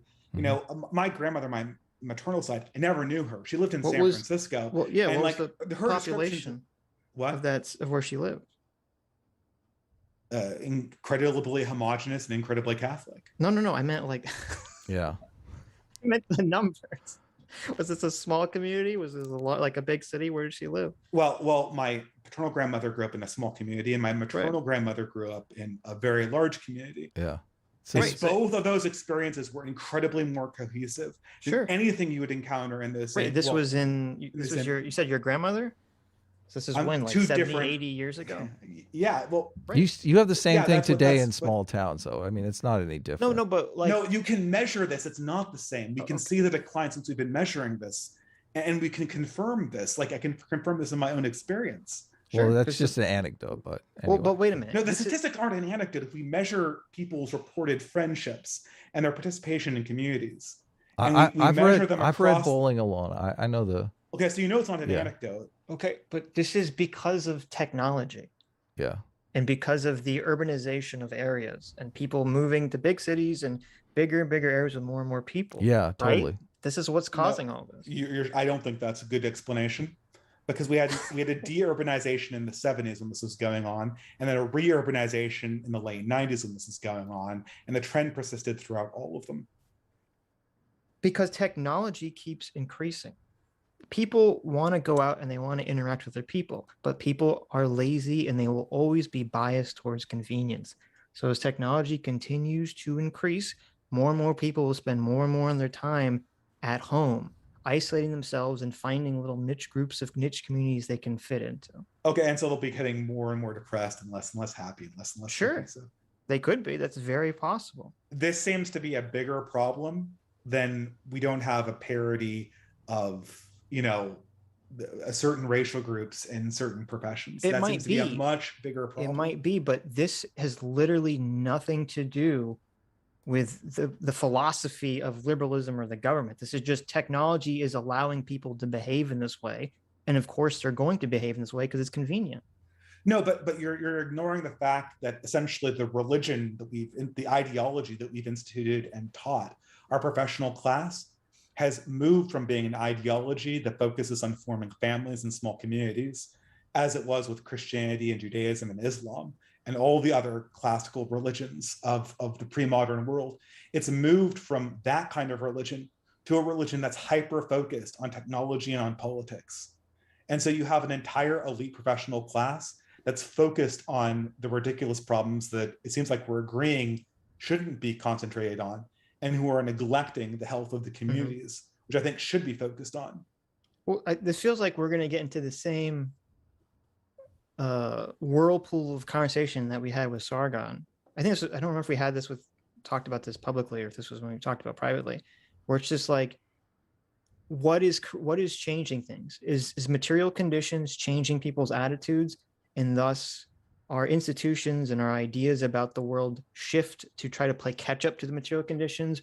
Or is it that the institutions fail and our spiritual leaders fail, and that allows people to go down this dark path? And I think me and Adam are both in the camp that we think the material conditions are the primary motivator, the primary changer of people's behavior, and everything else is just playing catch up and kind of deluding themselves into thinking that they're actually changing anything. My position is there is some back and forth, because not only like material conditions do affect people greatly, but philosophy can help you interpret those material conditions. So if those material conditions are bad, a philosophy can make you believe those material conditions are better. Your material conditions could be great, and a philosophy could make you think that they're terrible, which I think is the combination that we have right now. Yeah, I'm glad you said that. I temper my position. Yeah, so there's some back and forth between the two positions. Yeah, right. And just to reemphasize this, I mean, a good example would be the opiate crisis that we're experiencing in Middle America now. I mean, it was just like, we invented opiates like 150 years ago, and their modern form more like 100 years ago. But people these communities are ravaged because the economic and cultural system has de-emphasized the elements of society that have used to resist them. And I don't think anyone would be surprised if I told you the highly religious communities that are similarly not very rich resist these technological things like opiate addiction much better than communities where everyone's just an autonomous individual who's out for themselves. This is the problem that I see, is that around a very similar time period in America, we had two things happen. We had the 60s, 70s hippies culture war, which was basically the fuck authority, throwing off the chains of our oppressive right-wing traditions, blah, blah, blah. And then at the same time, we had this shortly after that, we had this complete economic shift away from the sort of post-World War II, post-Great Depression, considerably left-wing economic structure where, the single father could go to the job at the factory and make enough for his whole family. We shifted away from that to the more neoconservative, neoliberal economic, everything's globalized, go find a job, fuck you attitude.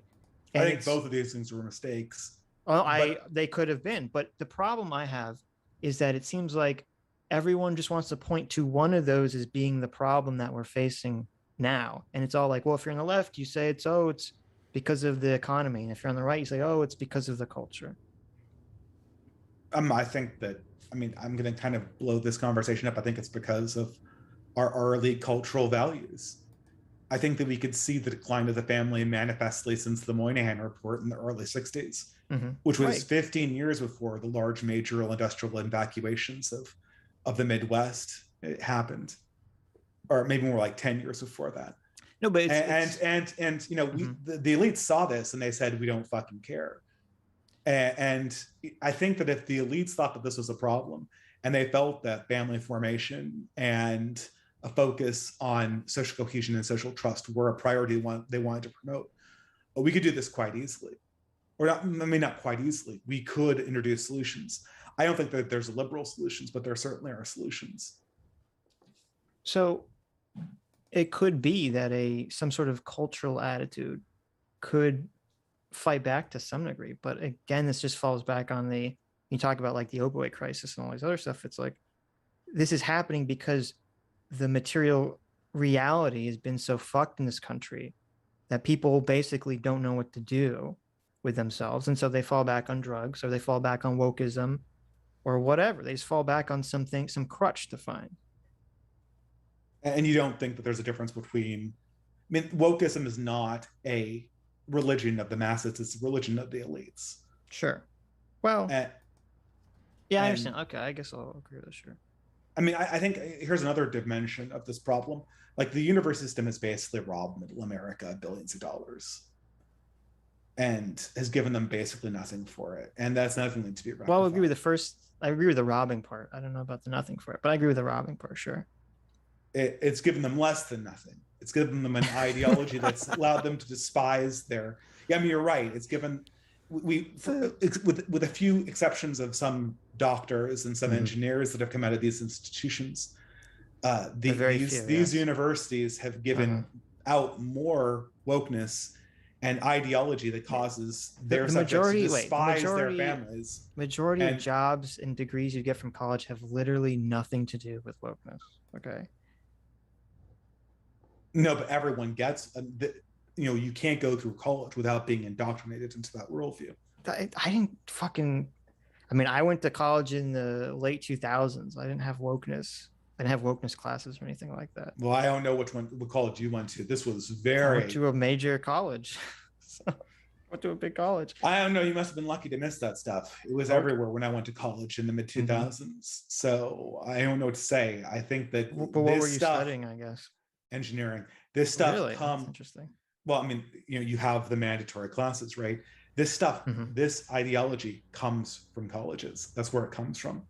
It didn't spontaneously erupt out of every PMC's head in 2012. Sure, but the question is why... Roots. So the way social change, I see it generally occurs, is that you have all these forces, generally extreme forces on the left and the right, that are always constantly trying to pull society in their direction. And then there has to be some event, usually something that kind of shakes the foundations of society, that allows people to suddenly go, oh shit, something's wrong. And then they get sucked into these little rabbit holes or these vacuums. And one of these rabbit holes is wokeness. And so for me, I just say, okay, well, it's the 2008 housing crash. People lost complete faith in their institutions. So they turned to Obama. Obama didn't go after the people he should have gone after. People lost further faith in the institutions, said everything's fucked, and threw their hands up. The left went to wokeness and the right went to, Trump-style populism. And what needs to happen, I think, is, the political system needs to be radically overhauled in this country. We need to go back to, I think this is sort of getting back to why I don't think centrism is an adequate solution for this. So we need to radically overhaul the universe, if not completely just, declare bankruptcy on them and completely reorganize them. We need to radically reorganize how we handle communities. I think we should be encouraging intentional communities. I think separatism and parallelism are good and not bad. I think that freedom of association needs to be the default way of resolving differences in values. And I think that we need to financially incentivize family formation in a biological sense. And I think we need to control the labor market through both immigration and trade and job creation, all of the above, so that we can massively increase the number of highest skilled jobs that are available to people. I mean, I agree. And another job creation program is encouraging, I don't know, maybe a certain subset of the population who might be attracted to domestic work. That is another way of increasing the total number of jobs per workers who want to take them. So, I mean, I think I would agree that the government, whether through tax incentives or, child welfare or whatever, should be trying to incentivize people staying together in relationships as opposed to doing the opposite. I agree with that completely, but I don't agree. I don't see how promoting segregation is going to solve any of these problems. I mean, we've tried that already. Promoting segregation. I don't think segregation or integration or any kind of arrangement should be promoted. Well, what's separatism and parallelism then? Separatism means that if I have a community of Amish or, Orthodox or whatever you want, if we want to create a separate society, associate with each other, whatnot, that should be considered a good thing if we are manifestly being cohesive and obeying the laws of society. I don't see why that's a problem. Are there Amish communities? I don't know. Are they? Oh, there are many. Are there other communities? I think like Salt Lake City is 90% Mormon. I mean, what? Oh yeah, there are many. There are many types of. I think that a lot of. I mean, there are many separatist communities. There are a few. I mean, I won't mention all of the separatist communities. There are. I'm just saying that there are communities. Jewish separate communities. I'm just saying there are communities like that. I don't. Yeah, on a religious level, this is happening currently. This isn't. Yeah, I think. I mean, if these communities are solving the problems that I've talked about with family formation, then they should be able to share in the incentives that we lay out for societies that have solved these problems. I don't think that these problems are unsolvable. We see communities that do not have, I mean, we act like, oh, marriage is declining. It's declining across the board. It's not. We know the cultures where family formation is particularly low, and we know that the cultures where it's particularly high. And I don't think we should turn a blind eye to this or to discourage people trying to form communities where these problems are less of a problem. So I know it's so easy. This is where I get so tripped on this. It's so easy to say, look at all of our problems. Let me hone in on some tiny little pinpoint of, look, this one culture doesn't have that problem. And then I'll ignore like the giant litany of problems that we're not paying attention to that this culture has. And so like, well, I don't understand. Like, this is not a small problem. I'm not saying it is. That's not what I'm saying. I'd say like, okay, like, well, what is, when you're talking about like incentivizing, I mean, we agree that we should be trying to incentivize marriages, stable families in this country. Okay. I mean, but when you talk about like incentivizing separatism, I don't like, or you, like, is there going to be government is going to be paying people to go to church? Like, I don't know what you're referring to exactly. I'm saying that you should be able to get dispensation that's similar to what the Amish have basically been grandfathered into if you want. I think the Amish get government assistance? They don't get government assistance, but they don't have to deal with something like housing discrimination, which they obviously participate in. Right. They only sell to other Amish. Right. And their community wouldn't work if, developers could just, I mean, how easy would it be to just buy up all the property of people who largely barter in eggs and then resell that to developers? Really easy, right? What would they, I mean, why would they sell it to those people? Well, they wouldn't, but if you only sell to your own group, that's what we call a protective covenant, which has been illegal since civil rights, right? You know, and you'll notice this in all separatist communities, is that they either have a particular dispensation, like the Native American reservations, to get around this. They have, well, they basically get grandfathered into this law, not being enforced like the Amish do, or they're basically just breaking the law, like a lot of urban separatist communities of, well, I won't mention the particular ones, but they just ignore this and no one enforces. Well, you know why that might work though for the Amish? Because they don't have the internet.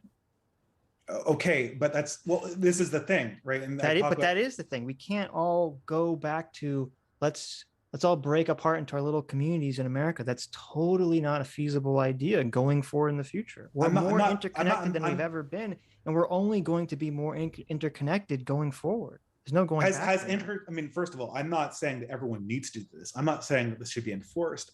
I'm proposing removing the roadblocks that I've just specified, and then allowing people to participate in incentives that we would naturally give towards family formation, which I think is a generally good policy. How, Dave, I'm curious how the wokesters aren't your best friend on this, since they're the ones that are currently advocating for segregation. Like, you should be teaming up with them. They're advocating for, what they're advocating for is political blocks of people that try to grab power and get special dispensations to their group.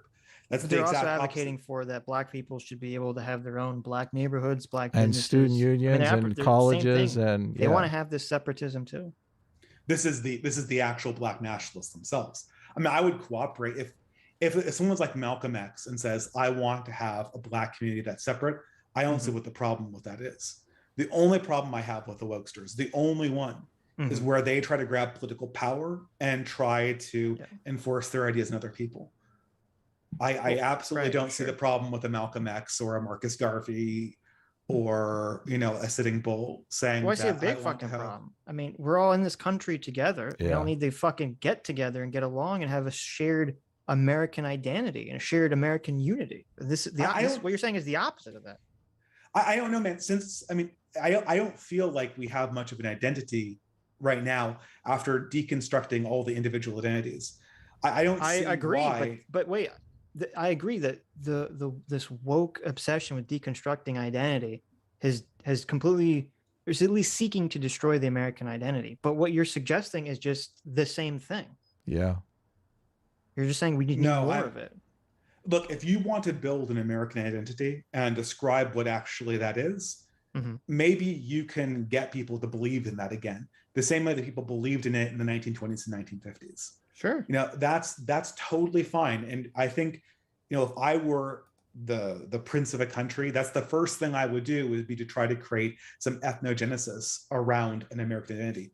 One thing is, if you do that, you've got to stop the immigration rate to a very significant amount, because there's no way you're going to develop a American identity when the culture keeps on changing in a community like every 10 years. I mean, like, if you take a town and you move in like an enormous number of immigrants into that town, there's not going to be an ethnogenesis. Aren't most of the immigrants coming into America? Generations. Aren't most of the immigrants coming in from South America, Catholic, traditionalist Catholic? I don't know. Okay, this might be a revelation to some people. Not all Catholics have the same culture or the same ethnicity. Yeah, but the foundation is exactly the same. There's a common moral foundation, and we could work with that. And that would be a very, very. It's a much different situation in Europe, where their immigrants are primarily Muslim, which are completely different than the European countries, which are predominantly Christian. So. And that adds an extra layer of complexity for the European problem, which. Well, I'm just saying that the immigrants are not that different. There is absolutely, yeah. Catholic immigrants from South America do not provide. I mean, this might be where I differ from some other people in the right. I don't think they provide a serious political problem. You're Catholic, aren't you, Dave? Oh yeah, absolutely. Okay. Yeah. So, but there is something. What is the Catholic Church's opinion on refugees that are Catholic? the Catholic Church's position on refugees. I'm just curious, like a lot of these people that are coming up from Haiti because they want to escape the kidnapping gangs that are running through Haiti, where society's literally breaking down. I mean, are you actually asking me for a doctrine, or is this some kind no? Of if like they're gotcha? If they're Catholics and they show up at the Texas border, I'm just curious what the Catholic Church says about that. I mean, I understand refugees, as defined by the United Nations, are people who are fleeing from immediate danger. Once they escape that danger and exit to another country, right, they cease becoming refugees. So you're saying stay in Mexico is what you're saying? I'm saying that we properly label them as refugees or not. We can deal with refugee policy, and that's one thing. But if you want to have a consolidated American identity, like you have to have some stability in your population. I don't see any other way around that. I don't even think. I agree. I'm not a big American like identity guy. I think that America should be a patchwork of different cultures, each one pursuing their own unity interests. I thought that was the American identity. Okay, right now we have the worst of both worlds. We have constant cultural flux and then constant cultural deconstruction. That we neither have small cohesive communities nor a larger national identity. I would be happy with one or both. Actually, I think both would be kind of cool. But now we have neither, because we've got a constant cultural flux and then no ability to reconsolidate once that flux occurs. That's gotta stop, guys. I mean, look, I don't, having both, that could be interesting. I'm not sure the immigration thing really feeds into that, because I mean, in my mind at least, a lot of immigrants coming to America, at least legally coming to America, end up being the most raw American, living the fucking American dream, totally Americana, whatsoever. I think that's different from talking about illegal immigration. I think there's different attitudes that are involved there. But I mean, having a cohesive American attitude would be great. Even, and maybe having smaller little pockets that are slightly different, even if they share the broader American culture, I'm fine with that too. I just don't see how saying like, oh, well, we need to go back to, traditional gender roles where women are subservient to men. Like, I don't see how that gets us in this direction. Well, we totally changed the topic, but we can digress. Well, but I thought this was the overall, because the thing is, it's easy to say like, oh, look at all these criticisms, look at all these problems in America. And it's like, okay, I agree with a lot of problems going on in America. But then the solution is like this. There's bizarre... the problems with immigration, and we can list them off really briefly. They basically make it so that the culture and the country never coheres around a unified American identity, because it can't. Okay, right. But you're saying that's impossible, and I disagree wholeheartedly. No, it is possible with like we did in the 1920s. Basically, in the 1920s, America, first of all, froze immigration. And this was an essential feature of it. And then went on. The only reason I brought up the Catholicism was because you got to admit they're socialized with the predominant religion in the United States. That's a huge leg up on immigrants that are socialized as Scientologists. That will definitely be a benefit to politically integrating all of these groups together if they all share some kind of Christian background. But while that is a very good thing, it is not completely necessary to get a social cohesion. You need to have a sort of stable set of cultural mores, and not all Catholics have. I think that they all are beautiful cultures, but they're not all the same culture. A Nigerian Catholic and a Swedish Catholic, you'd be surprised how much they have that's dissimilar. Sitch and I are both pro assimilation, so we assimilation agree. To what? The American culture. What's American culture? American culture. Have you seen the movie Team America? Do you watch South Park? That's a deconstruction of American culture. But this is the problem, right? Because you can't assimilate to a culture. Do you like rap music? Nobody knows what this thing is American culture is. I don't want to assimilate to rap music. Okay. Like, fuck that. Okay. So well, that's fine. So how does traditional values get us to some place? Traditional gender norms or whatever. This is an interesting thing, actually, right? I mean, I'll say this, for instance. First of all, traditional gender, one of the things that Evola and Peterson both did, and we can argue whether Peterson is sanitized or sugar-coated, and I kind of think he is a little bit. what you see in this whole traditional hierarchy and traditional gender roles, as much maligned as it is an incredibly cross-cultural feature of different religions and different peoples. For instance, Rene Guénon, who is Julius Evola's direct influence in terms of sort of right-wing thought, he was actually a French convert to Islam. And he was, and Julius Evola took all his stuff from, like, well, maybe I'm confusing it, but I think he took most of his stuff from Hindu concepts. Mm-hmm. So these notions, these archetypical notions that Julius Evola is trying to draw out, they are indeed cross-cultural and can be used as part of a basis for a new ethnicity that spans the nations and perhaps even the world. So part of the work will be to come up with a way of constructing small cohesive communities, which I think will have to be piggybacked on some more particular culture. But when it comes to bringing together a lot of different cultures and bringing them together along a unified banner, the Muslim and the Catholic and the Orthodox Jewish person and the Hindu, we can all agree on the traditional modes and the traditional archetypes and what constitutes healthy families. And that can be a force for greater unification that can bring together a patchwork into something that's more powerful. And his anti-Christianity and anti-Judaism aside, I do respect Evola for pointing these can we bring that up just to close out on that? Everyone can agree on lots of fucking stupid shit, okay? Looking through human history, we could all agree on, hey, let's fucking be tribal assholes. Let's kill our neighbors. Let's enslave our neighbors. Like, just because a bunch of cultures in our past agreed to make half the population subservient to the other half, or to enact priest kings or something, how is that a good idea to base our society around this now? And that's what I was asking. You didn't really answer. You just said, well, they have these shared ideas. Are you saying why are traditional gender roles superior to the sexual culture we have now? When you bring that's like the easiest question in the fucking world.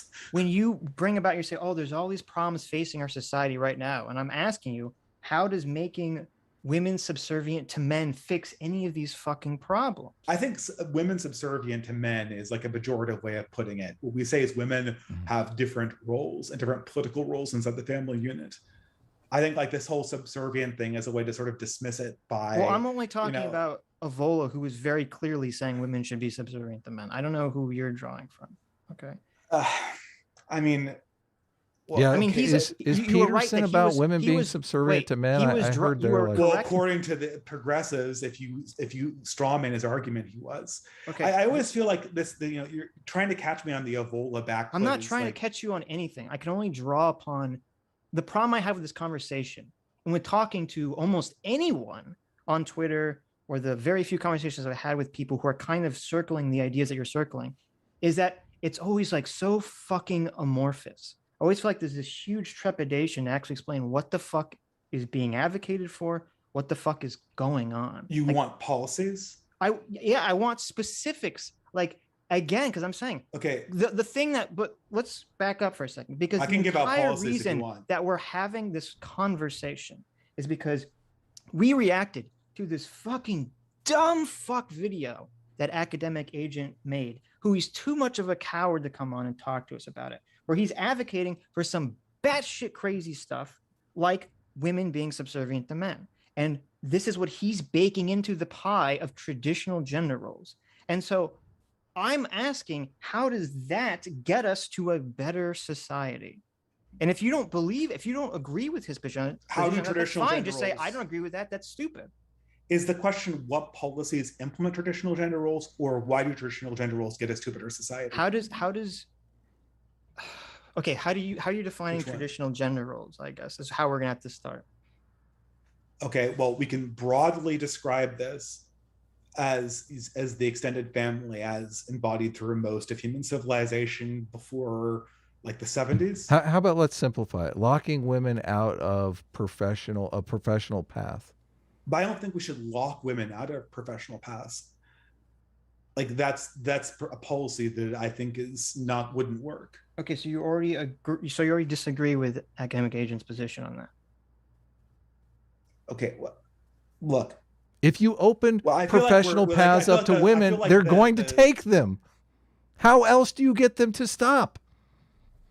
No, so hold on. What you want is, most women's options are not, I'm going to be Sheryl Sandberg, or I'm going to be chained to a radiator like in The Handmaid's Tale. That's not the option they're faced with. Most options that women are faced with are, most options I think are a reasonable trade-off that we made across, the 1960s to now, is a lot of women working in the home or part-time versus a lot of women working a 7 to 6 office job. And I think, and a very low level 7 to 6 office job if you go by the average.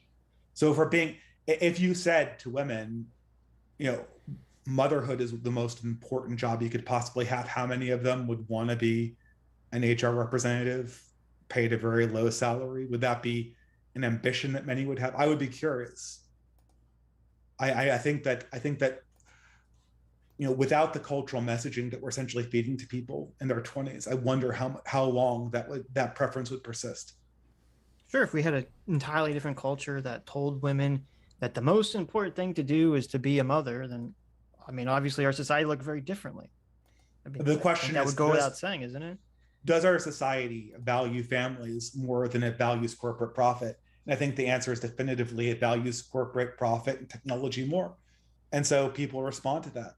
If we restructure our society around both financially incentivizing families and also culturally valuing families, I think people would respond to those incentives quite significantly. I don't know what else to say to that except for good luck, I guess. I don't know. Oh, it can't happen without a complete restructuring. I know, of but our system. That's why it's to me when having these political conversations, it reminds me of when we talked to Ben Burgess. He's going on and on about how he wants this socialist utopia, and I said okay, Ben, go out there in the world and do this. And he's like, well, this is going to require an entire global reconstruction of society. And I'm like, well, why are we talking about this if it requires something that's never going to happen? Big difference between me and Ben on this one. Well, he's talking about the world. You're talking about the country. We can absolutely. This is a big difference between us and this is actually one of, I think, the right-wing selling points. We can absolutely produce this on a small scale. Socialists cannot produce a co-op or a commune to save their lives that lasts for more than 10 years. Traditionalists can absolutely produce long-lasting families and communities of long-lasting families, as is demonstrable in communities that are more traditionalist. This absolutely works on a small scale. All we are asking for, and all of that, this would require a lot of radical change to facilitate. I'm not going to lie about that. But all that we're ultimately looking for in terms of direct action is to take something that works on a small scale and make room and provide nutrients for that small scale thing that works to expand, as opposed to continuously feed a machine that's manifestly generating unhealthy people, unhappy people, and quite frankly, dumber people too. You can do all this right now. No one's stopping. No one's doing it because the priorities of our academia and our ruling class are 180 degrees in the opposite direction. And people don't want to join your movement. Because people don't want to do it. Yeah. People don't want wokeness. They're getting wokeness. This is the thing. I'm returning to my original You keep saying that, but people obviously do want wokeness. No, some people don't want wokeness. Some people want it totally. Give me more. The people who want wokeness are a minuscule percentage of the population of this country. Let's hope. But it doesn't matter because they're almost 100% of the ruling class. The popularity of an idea has nothing to do with whether the idea gets implemented. Do you know how unpopular the idea of mass immigration was at any time? We've had about 60 years of mass migration at this point. Has that ever been popular to the point where it changes the demographics of a country? When has that been popular in any European or North American country? Yet we still get it. The population does not control what policies get implemented. That's a core belief of this Italian elitist or NRX school. There have been studies. There have been studies about it politically. Yeah, no, I don't disagree. I mean, the voters don't necessarily get what they want. The elites do get what they want. Yes. Okay, no, so I don't disagree with you. So I mean, everyone. It's just so weird. If the elites wanted healthier families, they probably could procure policies to get that. In the same way that the elites wanting mass migration, the elites are not a unified group. Yeah, the totally. elites are a bunch of people who are all fighting each other for power that all have different goals and motivation. Yes. Interesting question. This is the key. We're coming up on 2 hours here. We need to read super chat. Hold on. I need to get this idea out. You are correct that elites are not a unified group. There's no org chart where they all get aligned. But this is an interesting phenomenon in human psychology, and you can very easily see it now. Elites always align ideologically to some kind of central religion. It happens organically through the educational system. I was recently browsing the US News and World Report's top 400 colleges in the country, and I asked myself the question, which one of these colleges is not woke or teaches non-woke stuff? None of them. They all teach the same thing. Elites have remarkably uniform opinions, even though each one of them is their own little agent and they're all trying to backstab each other. Based on how politics and how human psychology works, elites always align around a common set of moralities and political aims. That's been a consistent feature of how human society has organized throughout history. What we're asking for, is if that's true, which I mean, I don't know if it is, but if that is true, that seems like that's a good reason not to base our society around elites basically telling everyone what the fuck to do. Yeah. There's been no society ever in human history that's been based on anything else. Okay. I guess we're giving up that. No, I'm disabusing you of this notion. This has not happened. It's so weird. I mean, James Livesey has a very good point about this, which is that the problem with this kind of framing of the conversation is that liberalism was not designed to be the meaning to fill your life. Liberalism was designed to be a system that allows people to find meaning in their life, unmolested by others.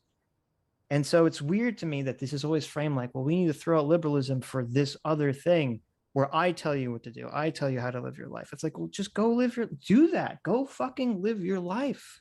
Yeah. And if other people want to be told what to do, they can follow you. Yes. Yeah. You're actually understating your case. The people who designed liberalism also believed that if ever there were a society that did not have a guiding moral principle or a guiding religion, as John Locke would actually put it, he thought atheism should be illegal. John Locke, one of the founders of liberalism. If it ever occurred, all of the principles of liberalism would be defunct and the people would need a king. Yeah, we obviously a society we do not have to have a shared agreement, shared understanding about the world. That goes without saying. We do not have a shared moral system that is at all healthy. We have an immoral, puritanical religion that's believed in only by elites, and then we have a variety of other people who only believe in technology, money, and pleasure. We're fighting against that, Dave. What do you think we're doing? I totally agree with you. If you were to teleport John Locke and Thomas Jefferson and George Washington from the 18th century into this world, they would say to you, these people are degenerate, immoral pieces of shit, and they need a king. Right, and then we would take care of them like we do all tyrants. Wait, what's an unstrict monarch? We have a bunch of Dave. When are you out of here? We have a bunch of super chats. I'm sure there's a ton of questions for you as well. Let's do super chats. Chats. Okay. I know that you're the king of your household, but your wife might not like you staying up all night long.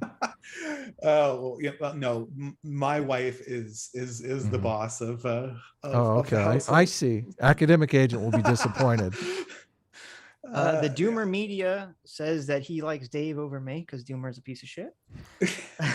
Adherent of Lady Columbia for $5 says there are two people who can settle and discuss matters of either tradcons or socialists that give good credit, that being the Distributist and Sargon. There you go. The Wooster for $2 says I was expecting a poetry battle. We should do that. We should have poetry off. Yeah, I kind of did a playful bant towards you guys in the form of a poem by Rudyard Kipling called "God of the Copybook Headings" the other day. Yeah, so. I didn't listen to it. I saw people were tweeting it at me. I guess it's just It's so easy to deconstruct. It's so easy to deconstruct and to criticize. But yeah. I want to create a mulch area for new things to grow. That's what I want. I want laboratories of democracy. Is it what you're looking for? Is that no laboratories of community, laboratories of morality, laboratories of religion, communes? You can do all this without saying that we have to have the there law was a lot of them during the 60s. Segregation. Like it seems so bizarre to me. Jeez, there was a huge commune boom during the 60s. It was the fucking 60s. I feel like saying that I'm promoting segregation is absolute. I mean, you can characterize what I recommended in this talk that way. Well, you saying I don't think that's what. Okay. Like, I think you're insinuating something that is okay. You're saying that there needs to be. Well, I don't know. You're saying that. I'm saying people can go off into separate enclaves according to their religious or philosophical beliefs and go be part of a community. That can already exist right now. Right. And you're saying there needs to be some kind of legal protection mechanism for that. And I'm saying I don't think that's even remotely necessary. Yeah. They need to be able to create financial institutions and serve only people in their group. They need to be able to sell property only to people in their group. And they need to be able to pass down property. Segregation. It might not be racial segregation, but that's literally segregation.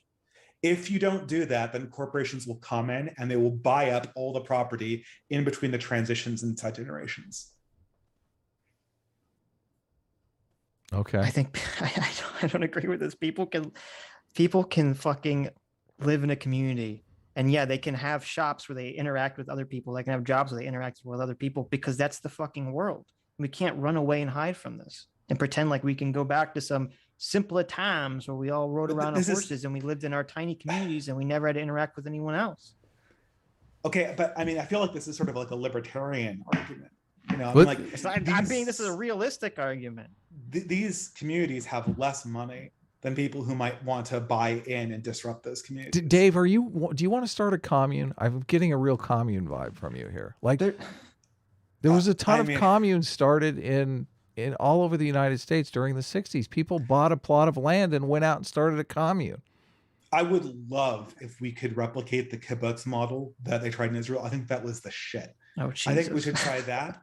And I think we should try that. And we should also try to copy a lot from Israel with how it handles its Orthodox population, which I think has been a big boon to it in terms of really making their society more cohesive. Well, let's hope the elites let you do it.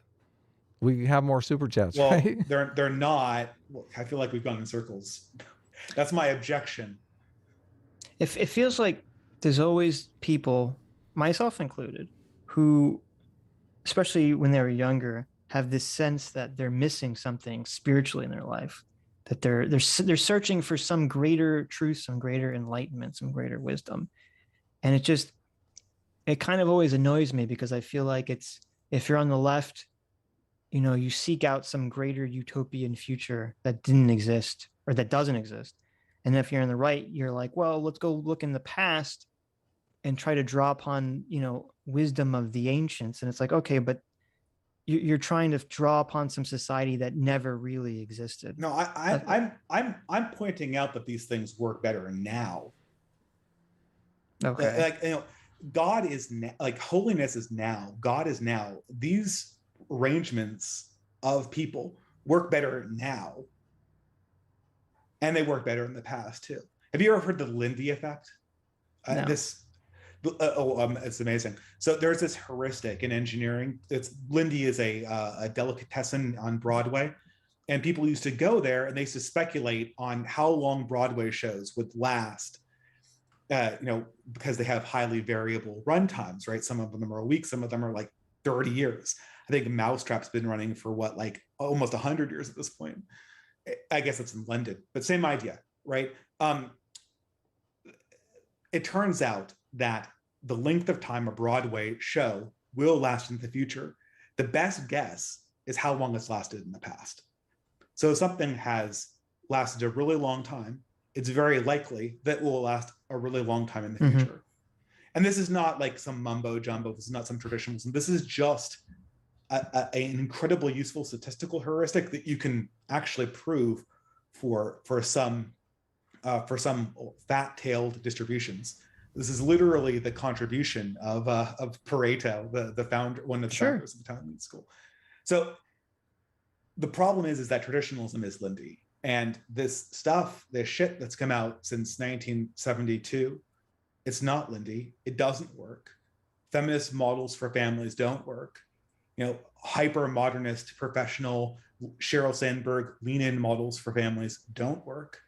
They don't even work at the higher levels where everyone's a multimillionaire, and they certainly don't work for people who are working class. Why should we keep on doubling down on this idiotic system that isn't even very old, and that wouldn't have even worked by the very logic of the people who were proposing it to begin with? Because there's no going back. Well, and I'm unsure what you're even proposing here, because there's what option do we have? What are you like? You either persuade people. Listen, Dave, you either persuade people to live a different way, or you force them to live a different way. I don't know what you're advocating for here. The persuasion route seems the right direction. Okay, but you're leaving out a whole stuff in between hard force and hard persuade. You're leaving out the fact that most people, I mean, this is nothing about liberalism. It's kind of ridiculous. All of liberalism relies on this. Spell it out. If it's hard persuasion, if it's like an ad campaign, if it's like taking over comic books and putting your ideas in there, tell us what your plan is. The plan is to teach people. Okay. People respond to what they're taught through peer groups. That is how enculturation works. That's how long-term enculturation works. It's not surprising that wokeness exploded after we graduated rank after rank after rank of college students, when everyone in their peer group was telling them that these woke assumptions were the only thing to believe. We basically created a new religion out of that. What I'm saying is that we need to inculcate people with true religion, with healthy Why do you religion. think wokeness was so appealing to kids? It was not appealing to kids. It was appealing to bureaucrats. It's appealing to both. Okay. Well, it was appealing to, okay, well, maybe that was too hard of a statement, a little bit. I don't think the racial stuff is appealing to kids in any real way. What kids like is a way to say, fuck you, mom and dad, and something that will tell them and something that will tell them, right? Yeah. Something that will tell them that they can sleep with whoever they want. Yeah. Right. But right. This is a mistake the conservative movement makes. They always do this. Mm-hmm. And this is why I'm not conservative for a lot of reasons, but this is an irritating thing. Heather McDonald does this, and Christina Hoff Sommers does this. They go like, well, the kids of liberal parents, they need to say, fuck you, dad. So why don't they all become conservatives? Well, that's not how child psychology works. Yeah, right. People move towards their peer groups, and they move towards their mentor groups. When they go to college, their entire peer group and their entire mentor group is progressive. So it will never occur to them. Progressivism depends. Progressivism has a horrible birth rate. Progressivism has a horrible birth rate, but it has a amazingly small apostasy rate. This is just ridiculous, though, because I've grown up in a conservative town and I've lived in a progressive town, and they're worlds apart. To say that everywhere is progressive or everywhere is conservative is just ridiculous. No, Adam. I said a very particular place is progressive, and those are the mentorship academies. Yeah, but they're not teaching all of America. They're teaching the only important part of America when it comes to enculturation. They're teaching the people who control ideas. They're teaching the professional managerial class. They're teaching the teachers. No, but when you teach the teachers and teach the doctors and teach the lawyers and teach the engineers, it doesn't matter what you teach the steel workers or the Hicks from the backwater. Disagree. Sure, but as you said, which I agree with completely, the reason kids like wokeness is because they get to tell their parents, fuck you. They get to say, hey, mom and dad, you're racist, you're bigot, I don't have to listen to you, blah, blah, blah. I can assert my own power over you. And it's hard for me to conceptualize how you're going to frame a traditionalist ideology that's going to, that kids are going to start, appealing to kiddies this way. Look, if the majority of their professors and the majority of their peer groups were Sunni Muslims, all of these wokesters would be yelling Allahu Akbar when they graduated. I don't know. Oh yeah, absolutely. You think all the Wilkshires would be fundamentalist Muslims if that was what they were being taught? Well, we'll go to you can attempt this experiment. Go to a yeshiva or King Abdullah College in Saudi Arabia. I mean, how in an Orthodox community like that, how many of them are? Yeah, but obviously they're none of them, right. But the whole culture is that way. The families are like that. That's why they're sending them to those schools. The families actually, I think the families are important to a certain extent.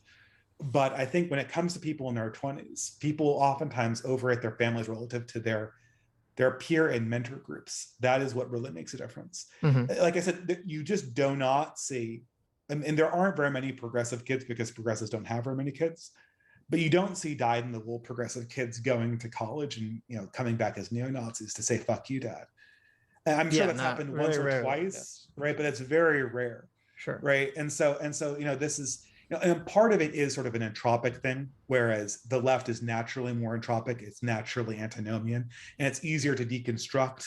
It's easier to tell kids they can fuck around than it is that they have of to course, obey it's rules. always going to be more appealing to be laxer, not stricter.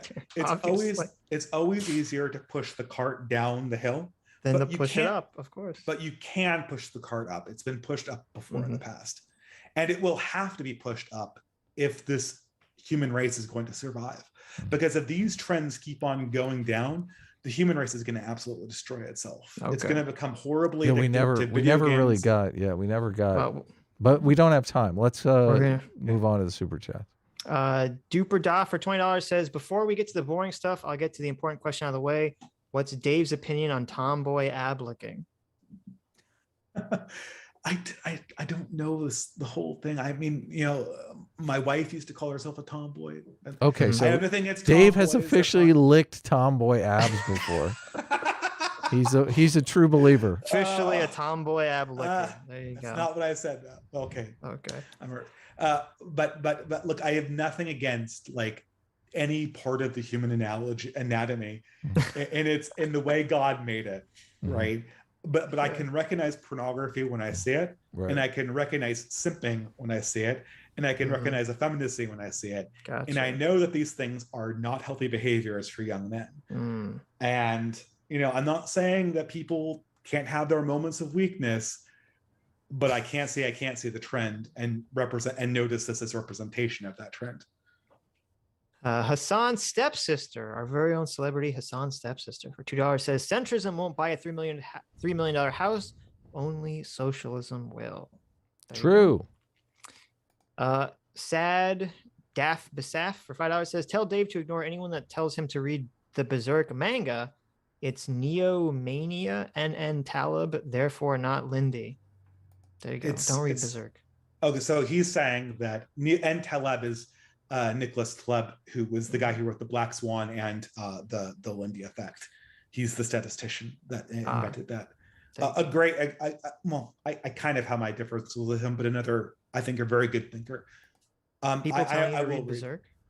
Yeah, they say that it's like based anime, and I'll have to see it when I believe it, right? I mean, it features cucking, by the way, so you better be careful. Hey, are you aware of that socialist guy Charles Fourier, who was like the original cuck? Like no, but that sounds terrible. He was a socialist from the early 19th century who thought that when socialism occurred, that they could turn the seas into lemonade. And this guy was obsessed with cuckoldry. He wrote volumes about all the different types of cuckoldry and all the different ways that women could cuck their husbands. And he was one of the founders of socialism. Yeah. Oh, see. I'm not worried about tomboy abs, but if you had cucking being something that was popular on Twitter, then you'd have my attention. Hey, sorry. It's come to my attention that Academic Agent has been in the chat and would like to come in. I don't want to have Academic Agent on right now because first of all, it'd be rude to our guest, and second of all, let's schedule something. We've been talking about this for 2 hours. Okay, we're reading super chats now, so yeah, if you want to come on next week. Hey, we'd be happy to have you. Yes. Reach out to Sitch through DMs on Twitter, I think is the best way. And we can organize something professional. Lord Tenson's Pipe for $5 says, Avolo's interpretation of Christianity and Buddhism are like Nietzsche on steroids. He doesn't get either the gospel or the Buddha's dharma at all. Yeah, I never understood this about Vola, right? He understands the role of the aesthetic, but he doesn't understand Siddhartha or Jesus. I don't know. I mean, it's all Jewish subversion. What are you talking about? or Seneca. Well, I mean, he probably does like Seneca. I shouldn't say that, but keep on going. Pragmatic Culture for $10 says Sitch and Adam should read Spengler's Men and Technics, perfect synthesis between Hegelian German Romanticism with Bismarckian realpolitik. It's only 80 pages. Adam, I promise you can handle it. Godspeed. Why do you think I want to read something that totally I have no interest in whatsoever? Like, why aren't you recommending books that interest me instead of recommending? Yeah, he's recommending books that interest you. Okay, that's fine. Adam, you should read this thing that I really like. Yes, no doubt. You know what you should do? You should go lick some tomboy abs. That's what you should do. Get yourself a nice tomboy girlfriend and have premarital sex with her. Aren't you like a big proponent of the Dictator's Handbook? That's like an elitist school all over the place. It's very interesting. Yeah, what do you mean? But that's totally based on all of the but you're missing the central point, Dave, and I don't have time to get into it here because it's a 2-hour conversation. I'm sorry you've exhausted all of your time, Dave, talking about weird shit in the past that nobody fucking cares about, okay? Instead of talking about the problems that we have today, which Sitch and I talk about every single week on the Sunday show. So I mean, this is your time to shine, Dave. If people want to learn about the Dictator's Handbook and selectorate theory and how selectorate theory focuses the elites on doing good for the majority of people instead of lining their own pockets, we can talk about that on the Sunday show, okay? If you want to live in a conspiracy theory laden world where the elites are pulling the strings and causing all of the corruption of our institutions monomaniacally so that they can screw over conservatives, the Distributist has a channel. The link is in the description. You're more than welcome to check it out. Okay. There's America, the American way is live and let live. Let's talk about our crazy ideas and figure out which of them are the best. There you go. I like the live and let live part. Yeah. Yeah. Hassan's stepsister for $2 says Oni-chan licks my abs all the time. There you go. There you go. Zara Richards for $2 says femboy supremacy. Yes. Xander Dawson for $5 says huge proportion of tomboy appreciators are the fit types with great physiques. I seriously doubt liking fit chicks is causing a crisis of masculinity. Ooh, there you go. I don't think that was the point being made, but fair enough. I agree with that sentiment. Okay. Daniel Chihote for $20 says the only person who can lose in an honorable deal is an honorable person. The dishonorable will use your virtues against you. That's why the virtuous must be strong to hold them accountable. That's the susceptibility of our system. Yeah, I agree with that. Sitch is already getting ready for the Well, I agree with that, and I agree with the way Daniel ended it. It's just that idea can lead you down very dangerous Voshian-like tendencies. Well, it depends upon the environment you're in. If you're in an environment where everyone is Vosh's morals, and you're going to be the sucker, you're going to fucking lose quick.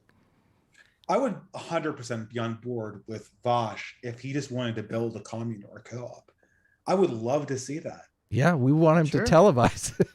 That would be great. It'd be great TV to watch. I mean, I don't feel threatened by people who just want to make their own little communities. Yeah. So I don't know. I never understood that. I never understood why people are so threatened by like this, the boogeyman of, oh my God, people of a similar ethnicity want to live together. Do you know, Dave, have you never thought about that? No one has a problem with that. They have a problem with saying that the law is going to protect some group existing in some sort of homogenized place and no one is allowed to interact with them. That's what they have a problem with. They have a problem with immigration rights. I mean, that's usually. Do you know why they have a problem with that, Dave? Wait a minute. This is ridiculous. Yeah, it's totally The reason ridiculous. they have a problem with it was because in our country, there was a history of a bunch of white people saying, hey, we only want to interact with white people. And then they all did it in a huge part of the country, basically locking out a giant population of the country from accessing goods, services, and good areas to live in. That's why people have a problem. I think it's a problem that's extensive in society, and there is like an untouchable class. That's a problem. But the problem stems. Class.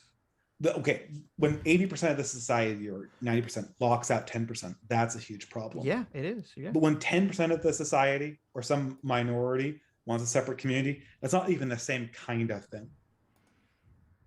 It's not the same kind of thing. I don't have a problem with people deciding to go live together. I don't see why this has to be enshrined by law.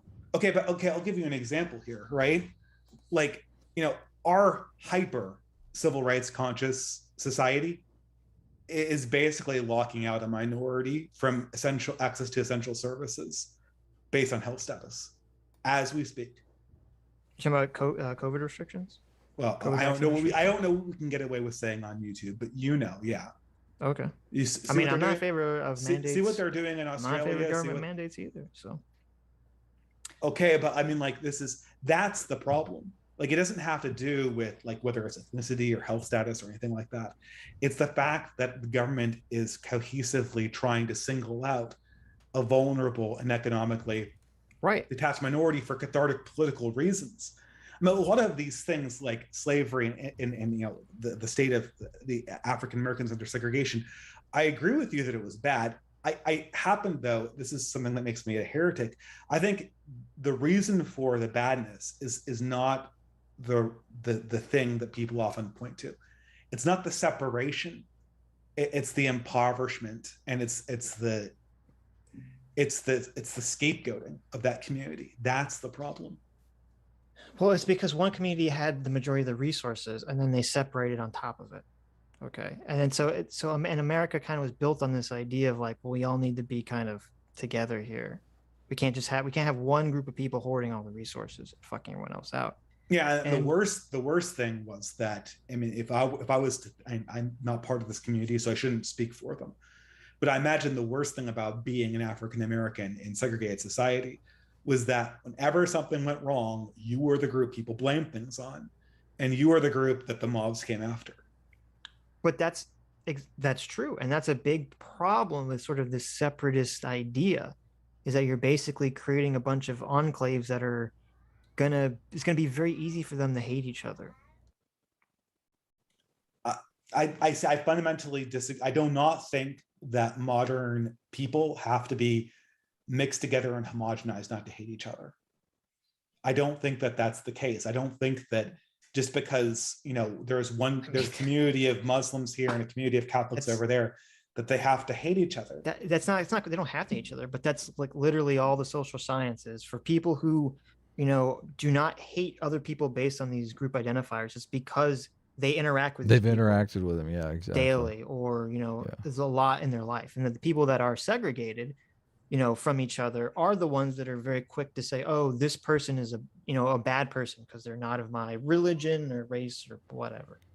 Well, I mean, okay, but does it matter? Like, for instance, if you're in a community and you don't interact with people, and you have some kind of those people who live in New York or those people who live in California, that doesn't really come up, right? Because of course it comes up. What do you mean? That's so much of the toxicity of our current political situation. Yeah, right totally. now the is toxicity. The left says, all these idiots that are living in the flyover states who don't want to wear their masks and don't want to get vaccines, and then the right says, all these elites living on the coast and in New York and California want to tell you what to do. I mean, this is exactly what we're dealing with right now. Yeah. The toxicity of our present time does not have to do with the difference. It has to do with the fact that we're forced to this is so great because it actually proves what I want when I said politicization. I was blanking on this, but now I came to the point. The reason why the Jew and the Catholic and the Muslim fight is because they're politically contesting over some piece of property. If they all had their separate communities and they all had political stability, they could cooperate very well together. Case in point, we tried that for thousands of years, and you know what happens? There's always one group that becomes a little bit more successful than the other group and says, hey, I kind of want the shit that you have. And guess what? They take it from the other group. And it's very easy for them to take it from the other group because they've spent hundreds of years in a little enclave only caring about their own in-group and viewing the Jews or the Muslims or whoever as the out-group that they can demonizing walk all over. We've mixed society together, and that still happens. All that happens is the conflicts get closer. No. Look, I'm saying to this like solve this this example problem is to expand the in-group to include all these people. That's not to create a bunch of little enclaves of in-groups that all view everyone else as an out-group. You're literally just exacerbating the problem. No, people will always create in-groups and out-groups as long as there's politics. Here's an experiment. Okay? Yeah, but those in-groups and out-groups can overlap, Dave. Sorry. They can overlap. I can't believe I just did the Vosh. No. That's okay. Really apologize for that. Okay. But I was eager to get rid of this. I use this on socialists all the time, right? So you have a neighborhood, everyone's the same religion and race. Like, this is why democracy sucks, like from a reaction point of view. Now, I'm serious. Try this experiment, though. Really do, okay. Right? Take like $100,000, just airdrop it in, right? And have a big vote over who gets the $100,000 in your community. You know, and do it over a period of time where one day you do 20,000 and the next day you do 20,000, the next day you do 20,000. Keep on voting on it. Believe me, people will invent reasons to denounce each other for that money when it comes down to it. Because, you know, you're right. Because material conditions is what motivates people. Yes. Carl Schmitt, one of the core reactionary authors, had this saying. He said, politics is about the friend-enemy distinction. Like the what makes societies cohesive is their understanding of order. Once chaos comes in, politics comes in. And this will create a friend-enemy distinction. We could homogenize this country. And if political chaos erupts inside of it, division and strife and scapegoating and hatred will erupt from that chaos with absolutely a completely homogenized population. Yeah, we had that. We literally experienced that in this country. It's called the Civil War. Oh, okay, but this proves that it's political order that's needed. The homogenization of the population inside communities. You know, I actually like the idea. Idea. You know what really disproves everything you're saying, because the reason the Civil War happened wasn't because the North was some different group of religious people or different ethnic group and the South was different. It was because of the material conditions created different environments for people to exist and to be profitable and to be successful. One that relied on slavery and one that didn't. And thus that devolved into a power struggle between these two forces. Specifically, it was because they had to vote on it. And the South knew that there would be no new slave states going forward after Lincoln was elected. Right, but that's what I'm saying is that even though you had a group of perfectly homogenized people, they still split along political lines based purely on their own material conditions that were unique to where they were living. It was actually, this is the fascinating thing, Sitch, right? It wasn't just material conditions because most people didn't own slaves in the South. What they were thinking is, from now on, the Yankee is going to have the whip hand over the Southerner.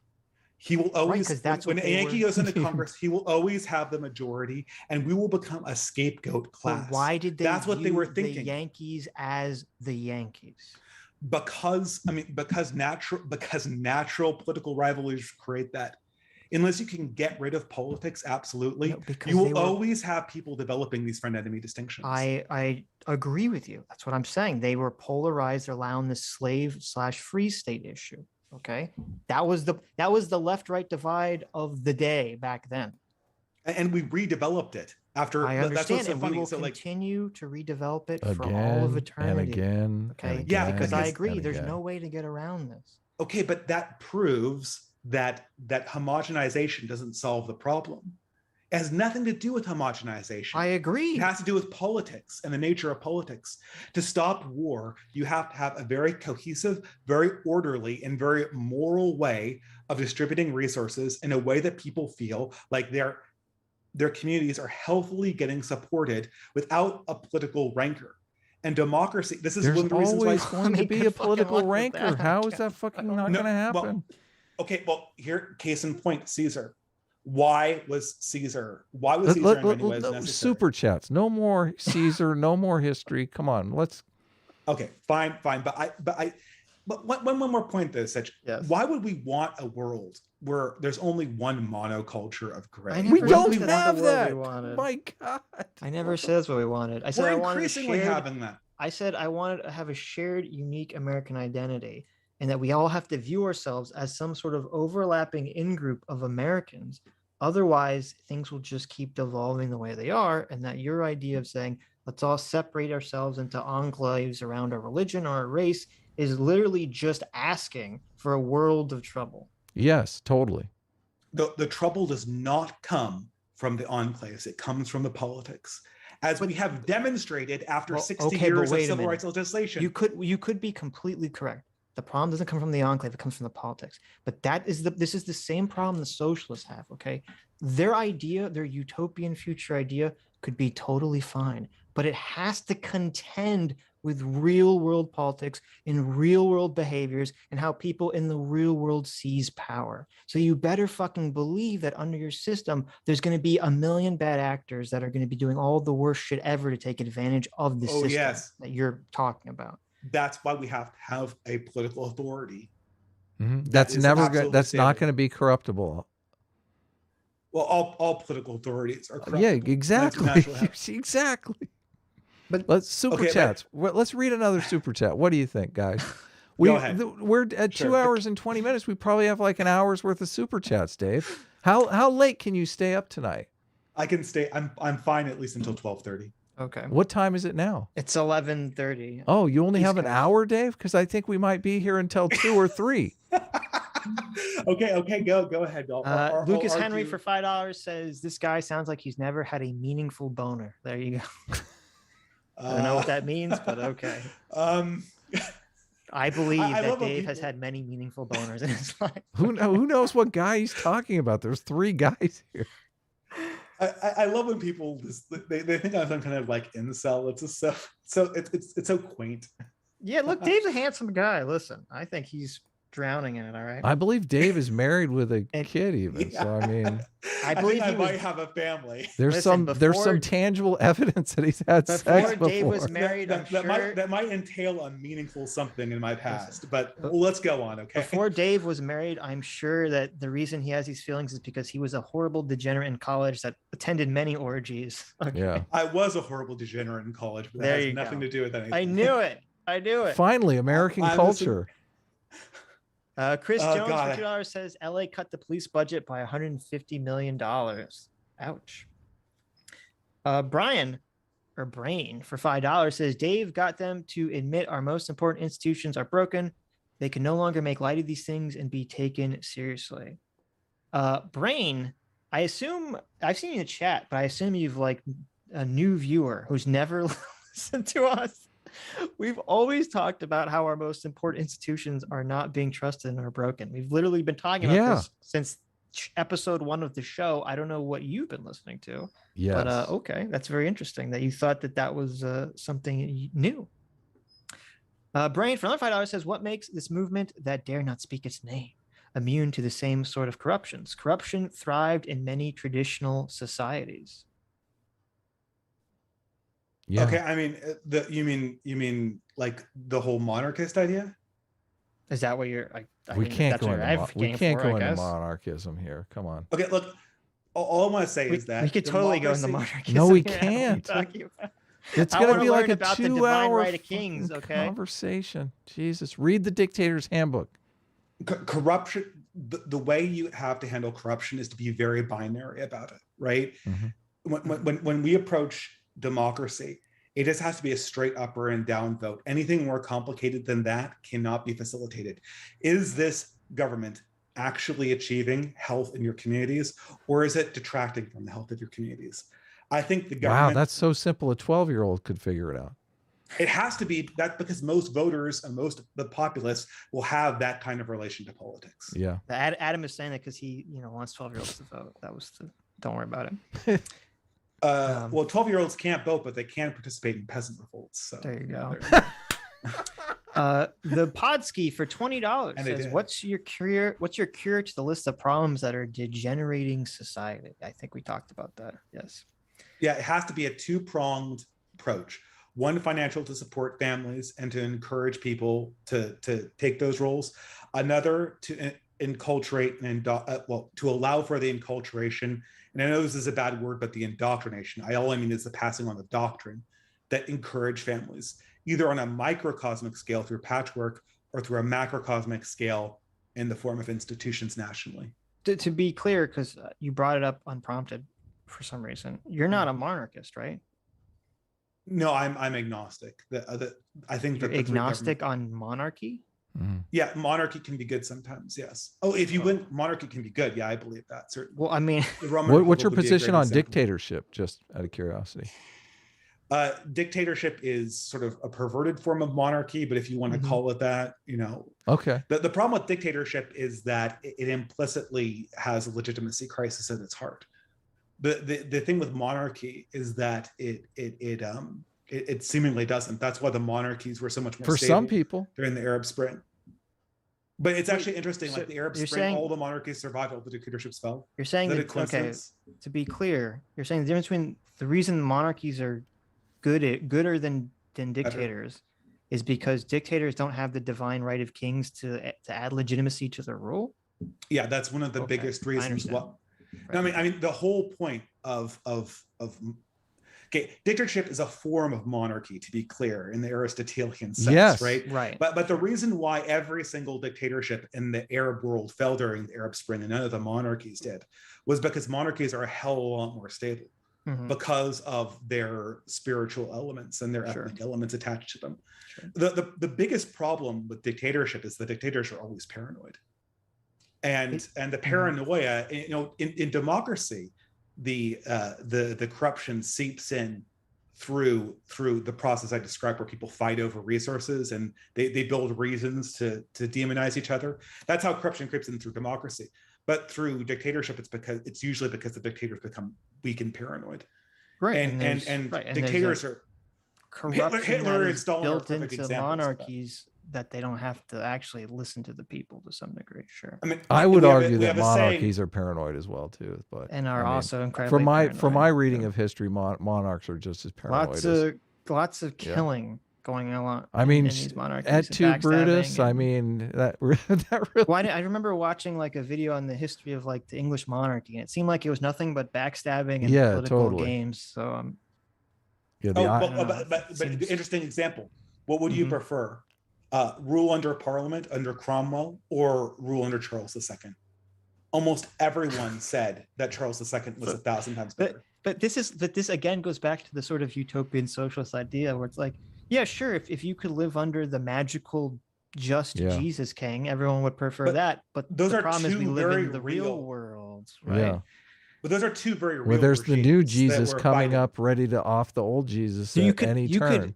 You can listen. You can have, you can get lucky, and you can have that singular Jesus king, who's the most amazing guy who's going to rule your country, but he's going to die. Okay, he's not immortal, and then you're kind of fucked because you're still locked into this system. And you don't have any way of redressing. Right. And his son is a real bastard. He likes to abduct women and have his way with them, and wants to engage in the Lord's first rite. Well, that at least ever happened. He's going full Braveheart on you, this new dictator. But this is so many interesting points. No, let's move on. We need more super chats. Dave.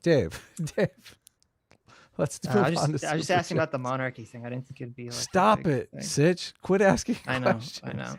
Study Julius Caesar and the Republic, and it's very fascinating. I'm not going to study any of this shit. The science changed for $5 says this guy is ungrateful. Things have never been better. He's protecting or projecting. I Things agree. definitely have been a lot better. I agree. In a lot of ways. I think. What are you talking about? I think it's pretty. Things being better. Hey, Dave, let me talk for just 1 second here. Go ahead. I think it's pretty interesting here that we have two classes of people that have a philosophy that takes their material conditions and conceptualizes them as garbage. One is the woke and one seems to be the neo-reactionary.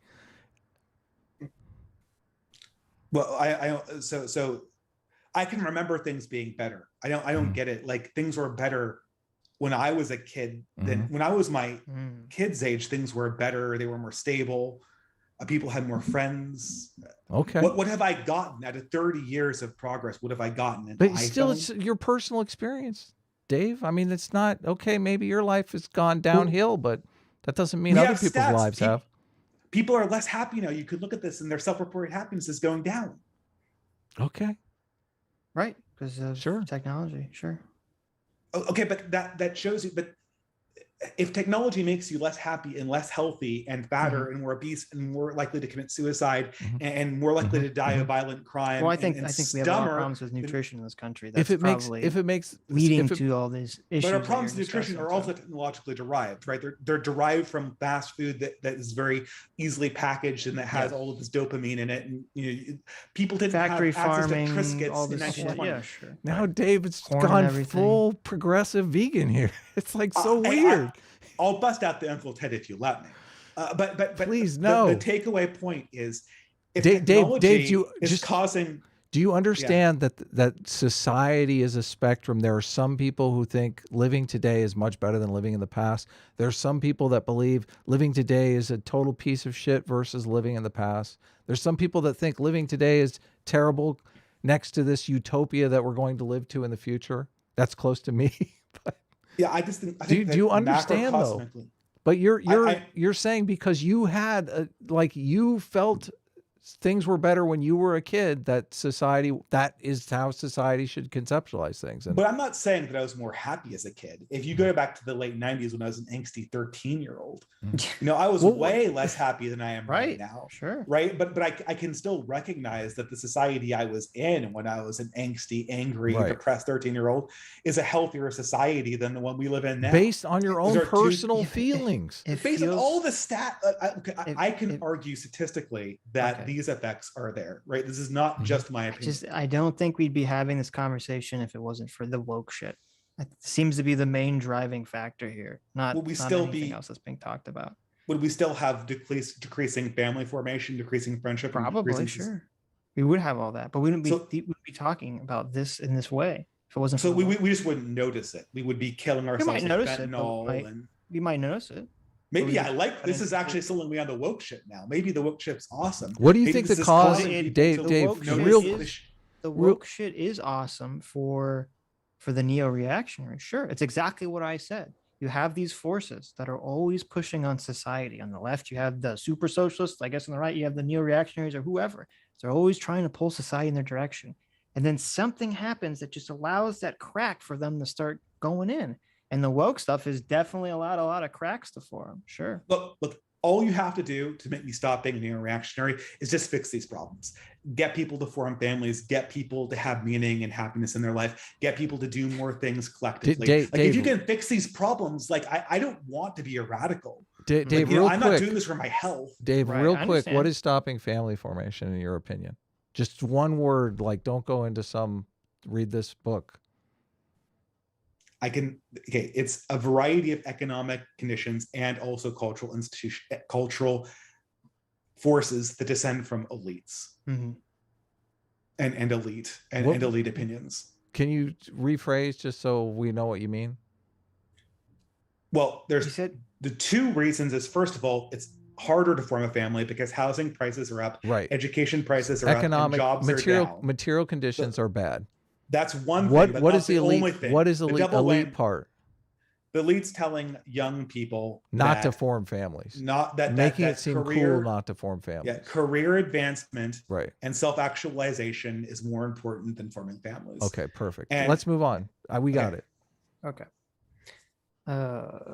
Glib facsimile for $5 says, Sitch, your fence sitting won't stop woke CRT racists from pushing their agenda unstopped since the globalists turn everything through their corpos and shills. I like how saying, hey, I don't want to be an extremist is then contorted and distorted as fence sitting. Glib, come on. Glib, come on.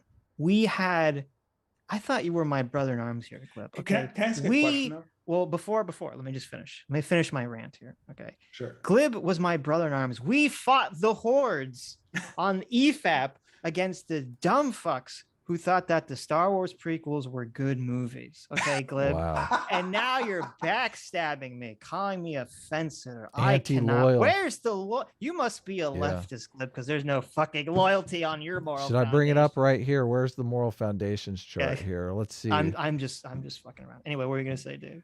Oh, this is a problem with centrism, though, is that it's kind of a moving target, right? Society is moving to the left. So centrism in the 80s is way to the right of centrism now. Sure. I'm not. So, I don't believe. I don't believe you should just say, "Hey, let me look at the middle point of the political agreements right now and aim for that." That's not. I'm not advocating for that. That's stupid. So, like in 10 years, will you be conservative, and then in 30 years, I'm will saying you be reactionary? I don't advocate for that. That's dumb. Yeah. Yeah. So, so are you saying that you have a solid political belief, and that you will become more right wing to defend that belief, or are you saying that your political beliefs themselves will shift? As society does. So right now I have kind of firmly political beliefs. And if those beliefs if the Republican Party becomes my beliefs and I don't change in 10 years, then I guess I'll be a Republican. I don't foresee that happening.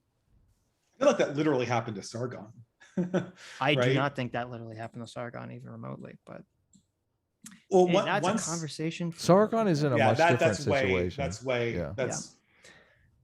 I can't stand it when it's so ridiculous when Americans talk to English about immigration, because it's a completely different immigration scenario. So that bothers me for the reasons that I mentioned about the religion. Go ahead. I think immigration should have my one rule for immigration. It's very simple. Countries should grow predominantly through birth rates and only secondarily through immigration. You should never move a country's immigration rate past its birth rate unless you're literally trying to colonize the country, like we were when we colonized the West in the early 20th century. The Butter Handful for $5 says, I constantly say I want a goth mommy girlfriend. I have no interest in goth girls. It's a meme. Learn how to understand men's humor. There you go. Zara Richards for $5 says, quote, civil rights delegitimizes freedom of association. I'm sorry, but what the fuck? This man-child is a loon LARPer. There you go. Ooh, shots fired. I don't know what am I LARPing as a gamer, because I have this weird, unaesthetic for my aesthetic gamer chair behind me. I like I need a new chair. That looks like a comfy chair. It's so like not my aesthetic. It's kind of funny. It kind of like contrasts everything in the rest. I like it. Yeah, just put on like a suit and have a little pipe. You know, it would be with a gamer chair in the game. That's what I'm saying. It'd be a nice like clash. You know, you're trying to make it popular for the kiddies. You're like, look, I'm traditional and a gamer. Okay. Tolkien Twitch thought. Yes. Oh my God, do it. That's the best. That is the best name for a streamer ever. Tolkien Twitch thought. Tolkien TikTok thought. Yeah. Glib Facsimile for another $5 says, what part of diversity training is free market based, Adam? It literally is coercive grifting based on race. What are you talking about? Dave spelled it out that these companies. Are you still there? Yeah, I just keep going. What happened? Dave spelled it out. These companies are only buying diversity training so that they can cover their asses when the woke mob comes for them on Twitter. It doesn't actually serve their company in any way, shape, or form. So, I mean, you could teach moral foundations theory at these things. And as long as as long as it's cast as diversity training, you have the right people in charge and it's approved by Harvard and Yale, then you're not actually doing the same kind of damage. Yes, I know. We disagree. Yeah, we disagree. Okay, Dave. Yeah, we disagree on that. I understand that. You're saying Harvard and Yale is not going to sign off on this diversity training thing, and then that's over, right? Yeah. That's the critical piece, right? Yeah, you're That's the missing ingredient. It's impossible. There's not one single person coming out of Harvard and Yale that isn't woke. Oh, I'm sure there's a single person. There is a single person. No, there is a single person coming out of Harvard and Yale that's not woke. No, the Harvard and Yale as an institution would have to sign off on it. Otherwise, they'll call like 5 witnesses for every one of yours. What are you talking about? Harvard and Yale now has a committee that signs off on whether or not your diversity training is correct or not, or you have a organizational psychologist from Harvard that is running the program. How do you think the accolade is given to the program here? The question is, do the courts recognize Harvard as an expert on racism and what works in racial diversity training? Do the courts recognize the degrees and the prestigious positions held by their diversity departments as legitimate experts? And if the courts of this country recognize Harvard, Yale, and all the other woke institutions as being legitimate experts, then it's over. What are you talking about? What do the courts have to do with any of this? If you're selling diversity training to a company so that they can cover their butts when the woke Twitter mob comes from them, and you have an organizational psychologist in charge of your program that is anti-woke but is a Harvard graduate with a law degree, what are you saying? You're saying that our anti-woke diversity training is not going to be accepted by the world because Harvard is going to step in and say, listen, your organizational psychologist is not woke, so therefore we're revoking their degree. What are you talking about? I'll tell you exactly what will happen. Exactly what will happen was that when they publish this shit, every single professor, or a damn lot of them, every single one, a damn lot of professors that are prestigious in these Ivy Leagues are going to call it racist. And they're going to say, no, hold on. They're going to say, they can call anything racist, and they do call everything racist. You know this. You do this for 12 hours. You know that they call Tolkien racist. They call Count Dankula racist. They call everything racist. We're not going to have Chappelle teaching diversity training, okay? I think we can get around the racist charges. We're also not going to have you. We're not going to have segregationist Dave teaching our diversity fucking classes either. Okay, separatist. Yeah. So listen. Look, there is a look. I know it seems it will be impossible, declared Dave. Racist. And then when it says you racist, by declaration right here. You don't think they're going to call this racist? I think they're going to call this racist. You have not even seen the program, for heaven's sake. It doesn't matter what's in the program. All that matters is that it departs from what the mainstream people are doing in Harvard and Yale. And once it departs from that, they will call it racist. And once the professors call it racist, all of their activist minions will call it racist. And then once their activist minions are yelling about this being a racist program, what HR department is going to adopt that program? What were you saying? Oh, yes. Let's adopt the HR program that everyone on Twitter is calling horrifically white supremacist. That's a great way to avoid a lawsuit through disparate impact. I'll be honest, I don't know what's being argued here at all. I've totally lost the train of the conversation. He's arguing that if Heterodox Academy develops an anti-woke diversity training, that ends up selling to corporations, that Harvard and Yale are going to come in and paint this anti-woke diversity training as racist for I don't know what reason. Well, I don't know if Harvard and Yale would. You'd have other diversity. The reason is that you're cutting in on their game.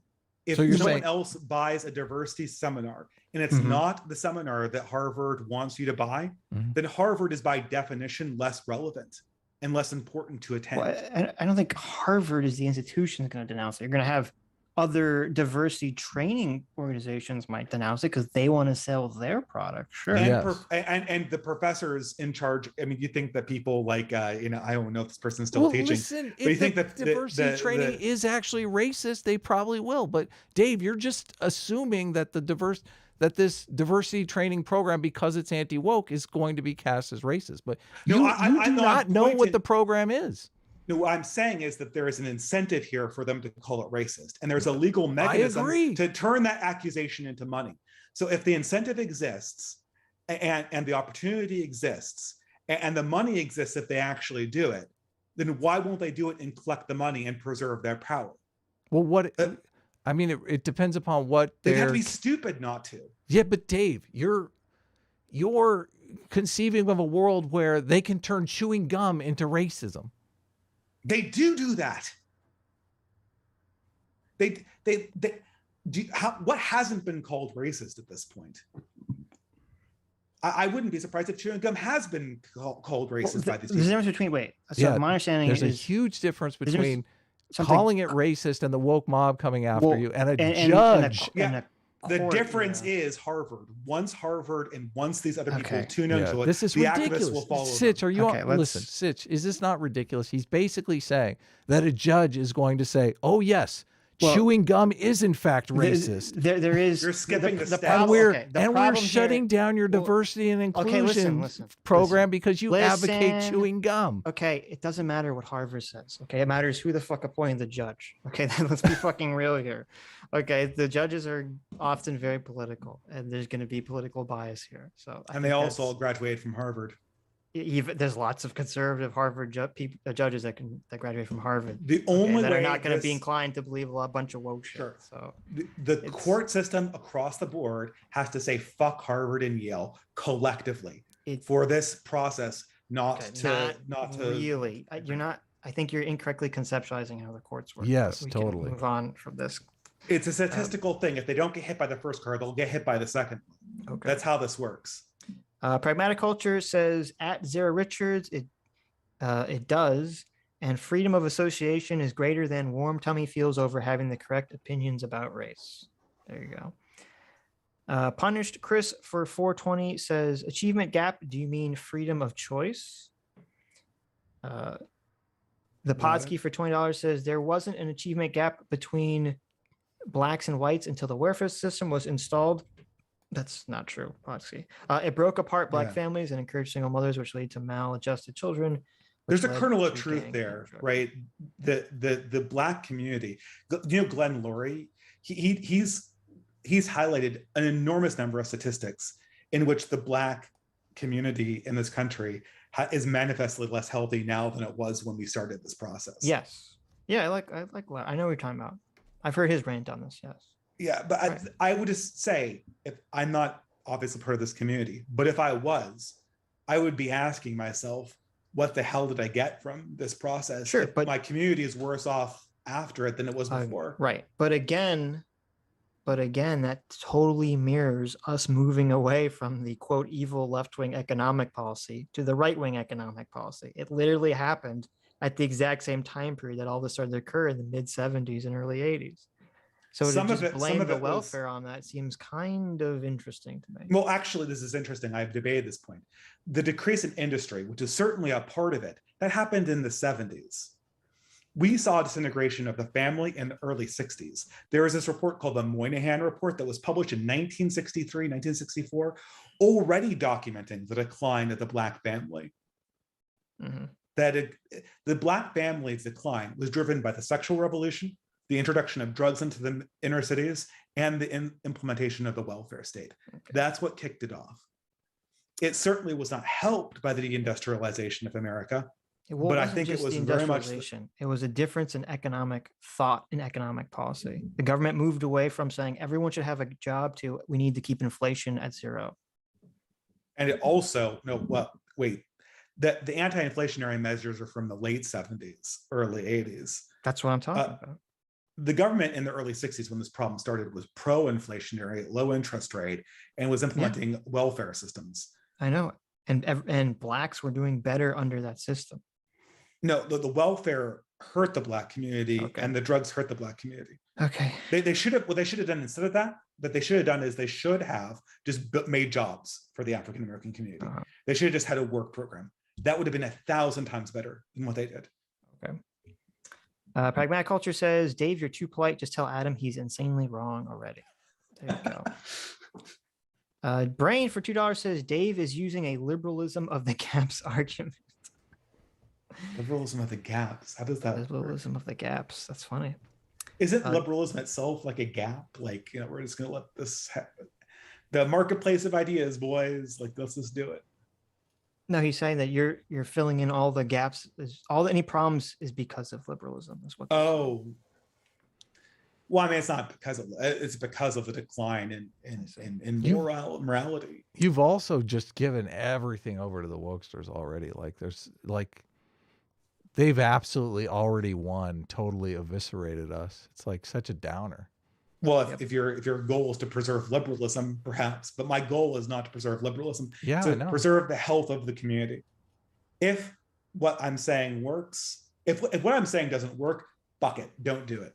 Okay. Right. But my only concern, Salus populi suprema lex, the health of the population is the supreme law. I'm talking about, there's one person here that's talking about things that can happen.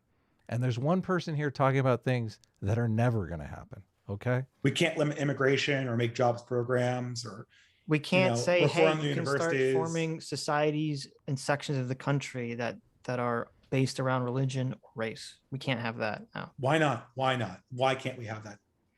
We're talking about minority populations. Well, listen, you can have. I don't see what political party is going to run on that agenda and is going to make headway in this country. Well, okay, I agree that it's not politically feasible.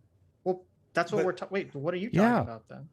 You're hold on. I came up with a simple idea for an entrepreneur to develop an anti-woke diversity training, and you're telling me that's not politically feasible, okay? But it's a whole hell of a lot closer than anything you've talked about in this entire conversation. That will happen and not work. What I'm saying is so let's just not even try it is basically what you're saying. Dave is like, I'm thinking you need to think bigger. You don't need to. Oh yeah, bigger. I know. Yes, we need to think about segregating the United States. That's how big we need to think. All right. No. I'm saying that. Yeah. You have the floor. You have Adam, the floor. Go ahead, Sitch. Don't get triggered, Adam. Listen, calm down. I have the triggered thing for you. I don't have the triggered thing. I know. You can defend. We all love Jonathan Haidt. It's okay. No, my only question was, if it's not politically feasible, then what is the alternative? I guess. Okay, so to the woke anti-woke diversity. Running on the platform of self-segregating being protected via law. Okay. Self-segregate. Okay, I hate the word segregation. Supporting self-separatism. Whatever fucking. He's asking you what is possible, Dave. What is possible? This is my point. We need a big change. And I do not believe that small changes will suffice. What? We're asking you what is possible, and you're saying nothing. Wait. I'm not even asking what is possible. I'm asking what mechanism is possible to bring about these changes. Are you advocating for a violent revolution in this country? I mean, I don't understand what you're advocating for. We need to have the current elites be discredited and leave power somehow. I'm not so sure how to accomplish that. Okay. So guillotining should we take the socialist? There's the 1%? If you're talking about kooky theories about restoration, yes. you know Curtis Yarvin, he's like, okay, that kooky guy, the actually of neo-reaction. His idea is to just try to retire everyone on huge pensions by printing money. That's what they basically did with the Stasi. They did that with the Stasi after the fall of the Iron Curtain, for instance. But that would only work. They bought all of them out, right? They didn't kill any of them. Okay, sure, but that would only work if you retire all. First of all, you retire all the academics or whoever. Like, yeah, who's going to take their place? It's just going to be their students or new elites. Yeah, guess what, Sid? Yeah, new elites will take their place. Meet the old boss. Meet the new boss. Same as the old boss. Yeah, Yeah. Okay. But I mean, like, yes, if you're asking me, I want to fire woke studies and replace woke studies departments with departments about how people can economically form households and intergenerational households that support children in a healthy way. Yeah, I absolutely do want to make that replacement, and that's going to involve firing a huge amount of people. That sounds wonderful. You can't. I don't know how you're going to do this without doing it by fiat. Which is what it sounds like you're suggesting. Well, okay. Well, I don't care if I do it by fiat. I mean, that's what needs to be done. I see. I'm not saying. I mean, I don't know. Like, the question is, we're going to continuously decline until somebody does this by fiat. Dude, that's so like citation needed. God, I can show you the pathway of decline. I know in your perception, and I can show you the reason why we're. So we need some government actor to come in and basically say, hey, colleges, you cannot teach certain subjects in college anymore. You have to teach these other subjects. Didn't Trump try that? Didn't he ban critical race theory? No. You need to. Wasn't Trump discredited and completely asked to leave? I mean, if you had a new, let's say you had a new FDR, right? FDR basically just did whatever he wanted to, and Congress rubber stamped it. Mm-hmm. The way you do this, you just say like, okay, colleges, guess what? Students now can all declare bankruptcy on their student loans. But when they do, that bankruptcy is going to be essentially laid on you as debt. And we are raising the interest rates on that debt. Oh my God. You pay 5% of it. all colleges other than all colleges that are not Ivy League or are not like Berkeley or Stanford or you know, flagship schools will immediately go bankrupt and will have to be absorbed by the government. They will have to be then restructured by the government and resold and repurposed. In that restructuring, we can fire all the departments we don't want. Sitch. So in terms, so the way to get, I'm treating them like corporations. If a corporation generated as much debt as your average low-tier university did, it would already be bankrupt and already be restructured. That's not why I'm laughing. Their debt. That's not what I find. It's just funny that the way to get to living in smaller, separate communities is to have a massive government takeover of all colleges nationwide. Just that doesn't. What I'm saying is the government makes colleges own their own shitty debt that they've wasted on middle-class students that can't pay it back. It then recognizes these low-tier colleges as the money tier losing bankrupt corporations that they are. It files them in its Chapter 11 and it either nationalizes them, which the progressive end you should love, or it resells them and restructures them with all of their superfluous, non-hard academics. Okay. Yeah, I'm not for nationalizing anything. I don't know. That is, look, you'd have to be FDR to do that. But if you have the power of FDR, you could do that. Okay. I want to update the drama on Academic Agent because it's so hilarious. So we said we would reschedule the Academic Agent, but Academic Agent has chimed in here. I won't be scheduling anything. As if I'd let someone else control the frame. Okay, guys. What does that even mean? I know. It's like, can I ask you, don't you, I have to say, don't you kind of love Academic Agent style? I find it endearing and saucy and entertaining. Being like a goofball on the internet? I guess I do. He's a goofy character. It's entertaining. I mean, yeah, sure, I guess. I will not let you frame the conversation. I will not. I like his style. It's very.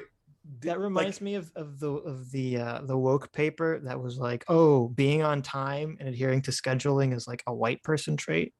That's what this reminds me of, saying like, I will not allow you to frame the conversation by scheduling a time and place that we can interact with each other. Like, I don't know. But hold on, but like this is his shtick, is to be kind of like aloof and nod down with the plebs. Aloof. Right? Like, you don't make a 5-part response video if you're aloof. Yeah, like, it seems pretty obsessed. I don't know, man. I think that like if someone wants to make a response video, with one exception, there's one response video that I refused to respond to and demanded a live stream with Dark Matter 266. Yeah. But that's because it was 8 hours long. I didn't want to make a 16-hour response video to that. But other than that, I don't want to make a 5-minute response video. I'm working on a comic like 10 hours a day. Some people don't do live streams. Like, I like it. That's fine. That's totally fine. Some people don't do response videos, and that's fine too. Okay.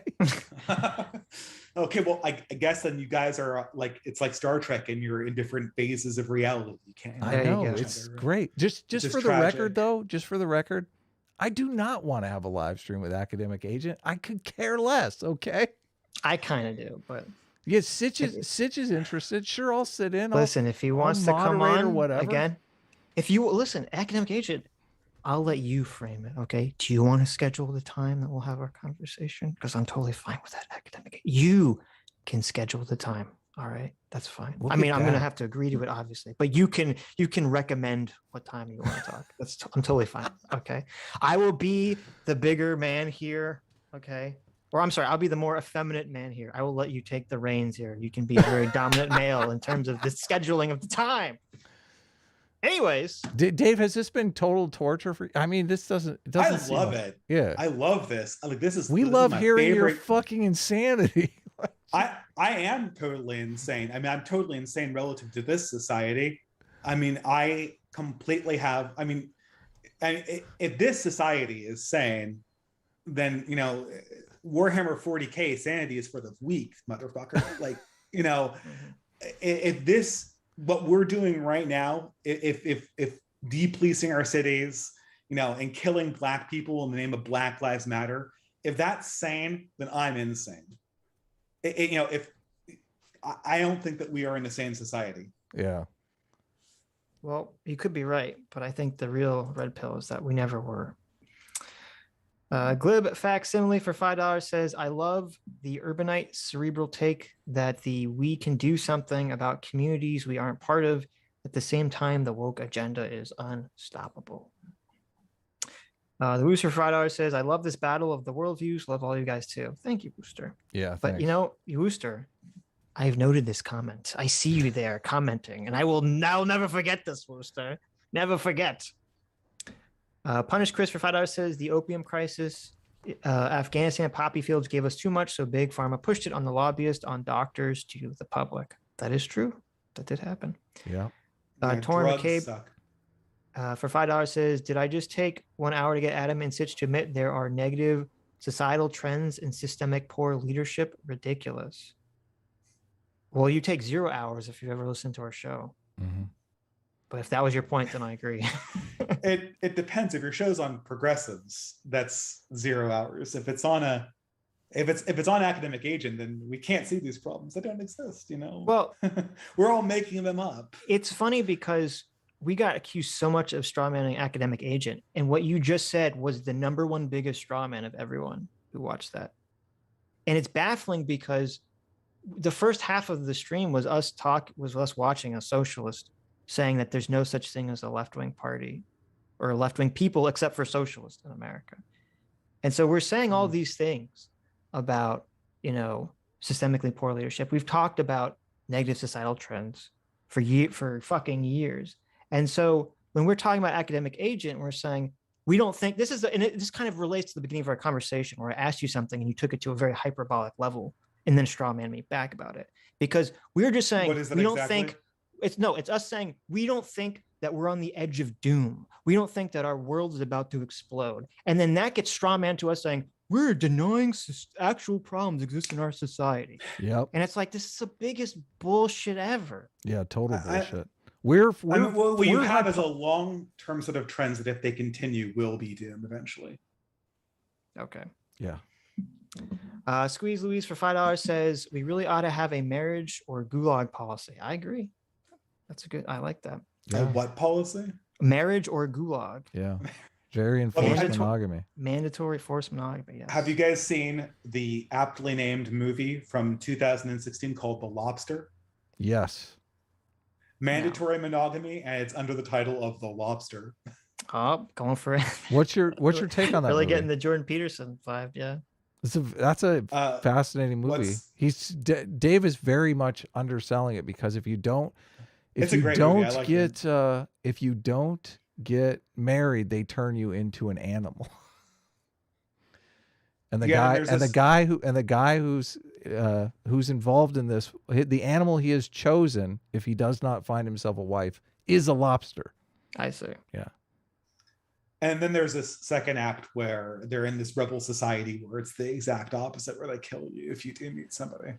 Yeah. No, I mean that's the second act, right? The guy brings his brother, who was in the program before and was unsuccessful, and is a dog. Okay. Yeah, choosing a lobster seems like a real bad animal to choose. I know. That's why I was like, what the fuck are you doing? Yeah, I don't choose a lobster. It's theater of the absurd. It's really nice. I like that genre of I like theater that of the absurd. That won't be allowed in Academic Agent's New Utopia, just so you know, Dave. That movie will be on the restricted list. No, but in based monarchism under Frederick the Great of Prussia or Charles II, arch flourished. It was all the Democrats who banned Shakespeare and stuff like that. There you go. Monarchy now. Hunger for $5 says, the world we live in today is the logical conclusion of liberal ideology. Individualism, technology, and agnosticism opens the door to radical progressives. See, there you go. But can I ask you a question? That's like, seriously, how did this happen? Like the second we kind of like implemented like zero assumption liberalism, full stop, and we got rid of all of these conservative trappings from the university. At that very second, bam, out of nowhere, puritanical religion. The world we live in today came right back in. So, well, first of all, I just want to say that my first point was this goes exactly to what I'm talking about how it's really woke shit that's propelling people to have these thoughts, not the declining trends that you're talking about. But to answer your question, where did all this stuff come from? It's as I said, you had a bunch of things happen simultaneously. You had the younger generation in the 60s completely lose faith with all the older people, all their institutions via the civil rights and the Vietnam War. And then you have the economy completely restructure itself.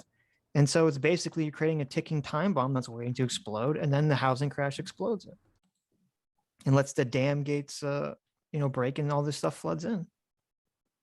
But I mean, so are the reforms where we secularized the universities in the 60s, that's not liberalism? That's something different? Well, what specific are you talking about?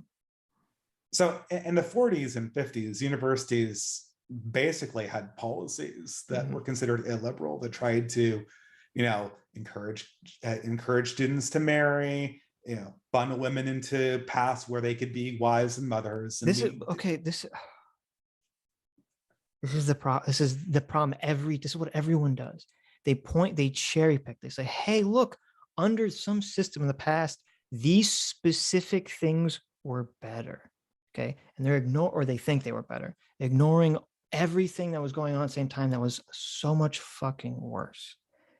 And there's this idea that you can sort of go back in time and pull forward these specific things. Like, we need to have colleges that are organized around religion again, and that's going to somehow fix all our fucking problems, when it didn't fix all the problems in the 40s, 30s, 20s, going backwards in time.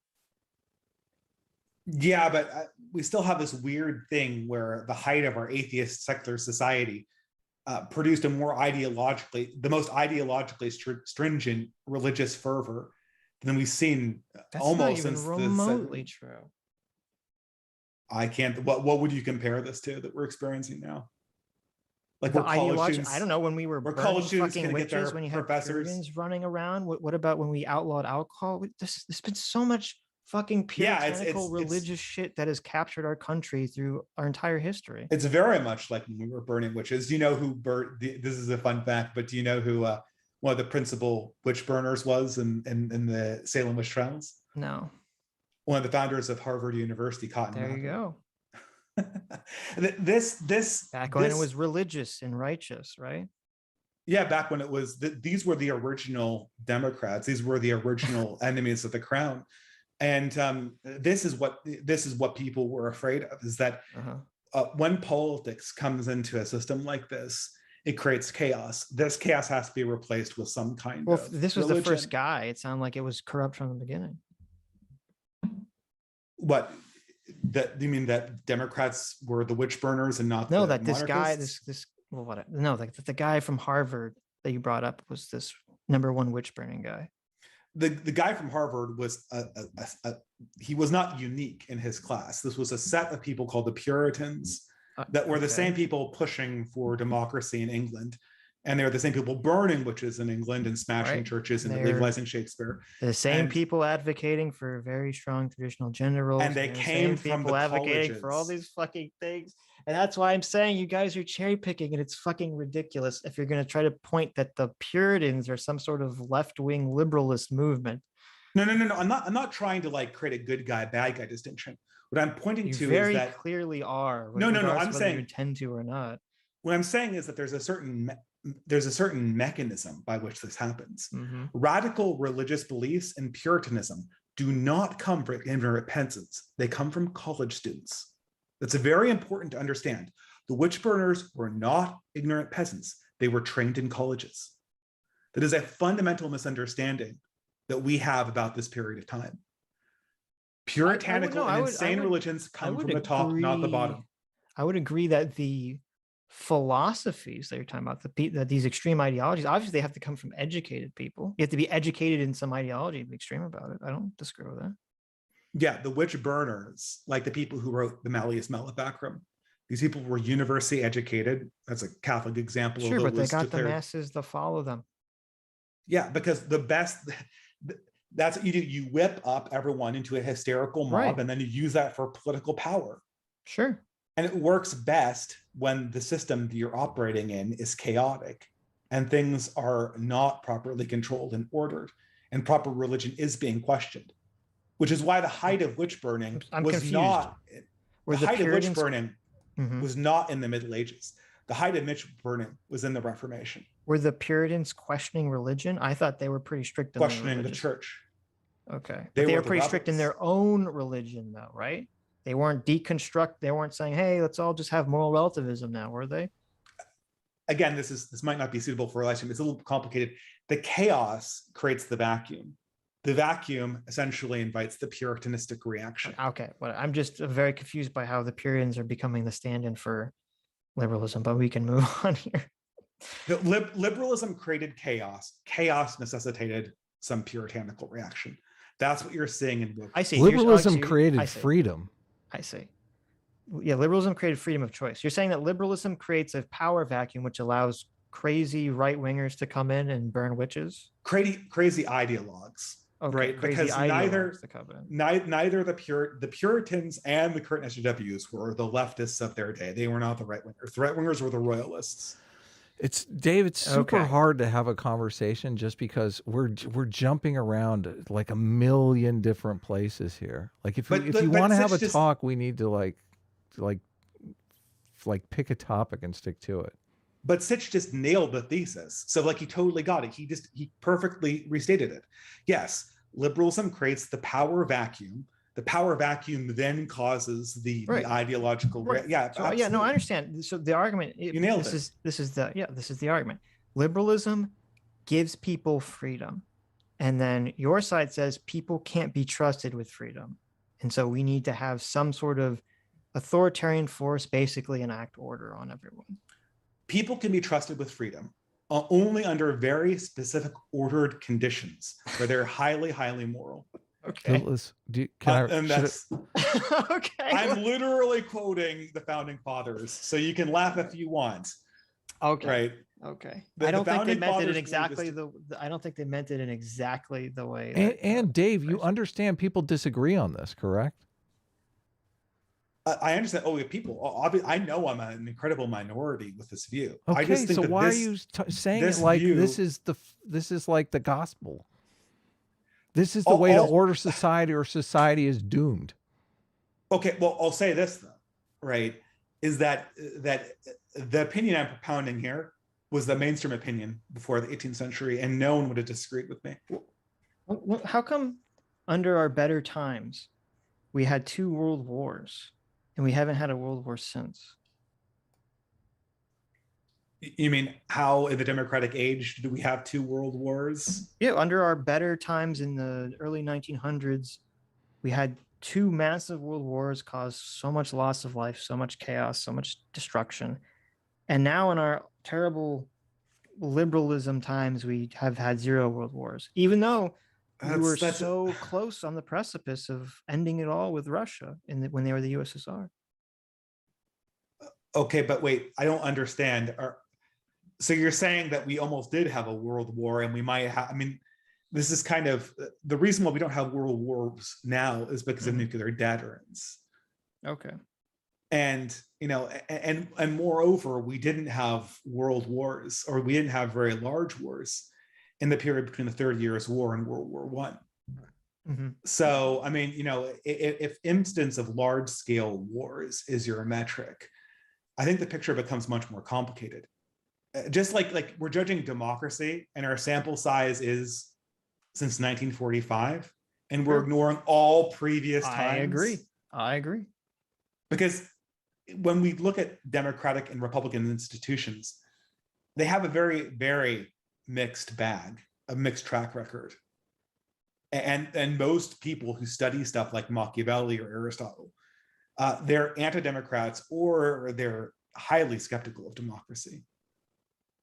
Okay. Of any of this kind of stuff. Well, okay. I think we're gonna have to start powering through here because we have 15 minutes left, supposedly. It's almost 15 minutes until 12:30. Zara Richards for $5 says, not all Catholics have the same blank ethnicities. Oops, the math slips. Pragmatic Culture for Joe says, Zara Richards, nothing wrong with that. LOL, cry more. I like that we have Pragmatic Culture giving us money just to attack Zara Richards in the super chat. Who's Zara Richards? Is this a super chatter who has a degenerate fury avatar? Huh. JMac for $50. Thanks so much. JMac says, Freedom, guns, and burgers, baby. That's right. Hell yeah. There we go. Pro freedom here. William Icebane for $10 says, I think we need to put a halt on most immigration for a time period. We need the melting pot to actually melt instead of piling on more ingredients that are stacking up and not melting. Sure. Chris Jones for $2 says, you got so close to having him describe policies. Daniel Chihote for $20 says, having lived in Sicily for 2 years via the military, there is definitely an American culture. It's not something you can recognize till you get out of the bubble. America is big enough to develop many subcultures within it. William Icebane for $5 says, would you rather fight a chimp once a year while you're armed with a sword or a chicken every time you open the door? Love the show. Keep it up, A-team. Dave, chicken. You'd rather fight the chicken? Yeah, chickens don't bite your testicles off. That's a good point. I think I agree with that. Yeah. Although if I had a sword, I might just be able to end the menace once and for all. I don't know. Mm-hmm. Depends how good I is with the sword. That's true. If you have a practice time, maybe you can work yourself up to fight the chimp. But tomorrow, I don't think I'm going to beat the chimp with the sword. Yeah, that would be tough. Yeah. Pragmatic Culture for $2 again, responding to someone else, says, at Daniel Chihote, what is that culture? He's asking, what is American culture? Tech Priest Alex for $5 says, how about we get rid of this forced bears? I don't know what that means. Forced bears like affirmative action and let people choose what they want without a gun on the back of their head. The 21st reaction for $10 says, lust and other sins kill the mind's use of reason. They instill pride in people. Adam and Stitch, I can see he's a longtime fan, arrogantly mocked the all pre-modern illiberal concept. They are not open to these ideas. We may not be, but we are open to receiving your money. So thank you. Arnett223 for $10 says, get AA on. He's in the chat. Please do it. Let him make his case. AA, you want to make your case at some point in the future? Send me a DM. The 21st reaction for another $5 says, the error is an infatuation with the self. Your own pleasure is not the arbiter of truth.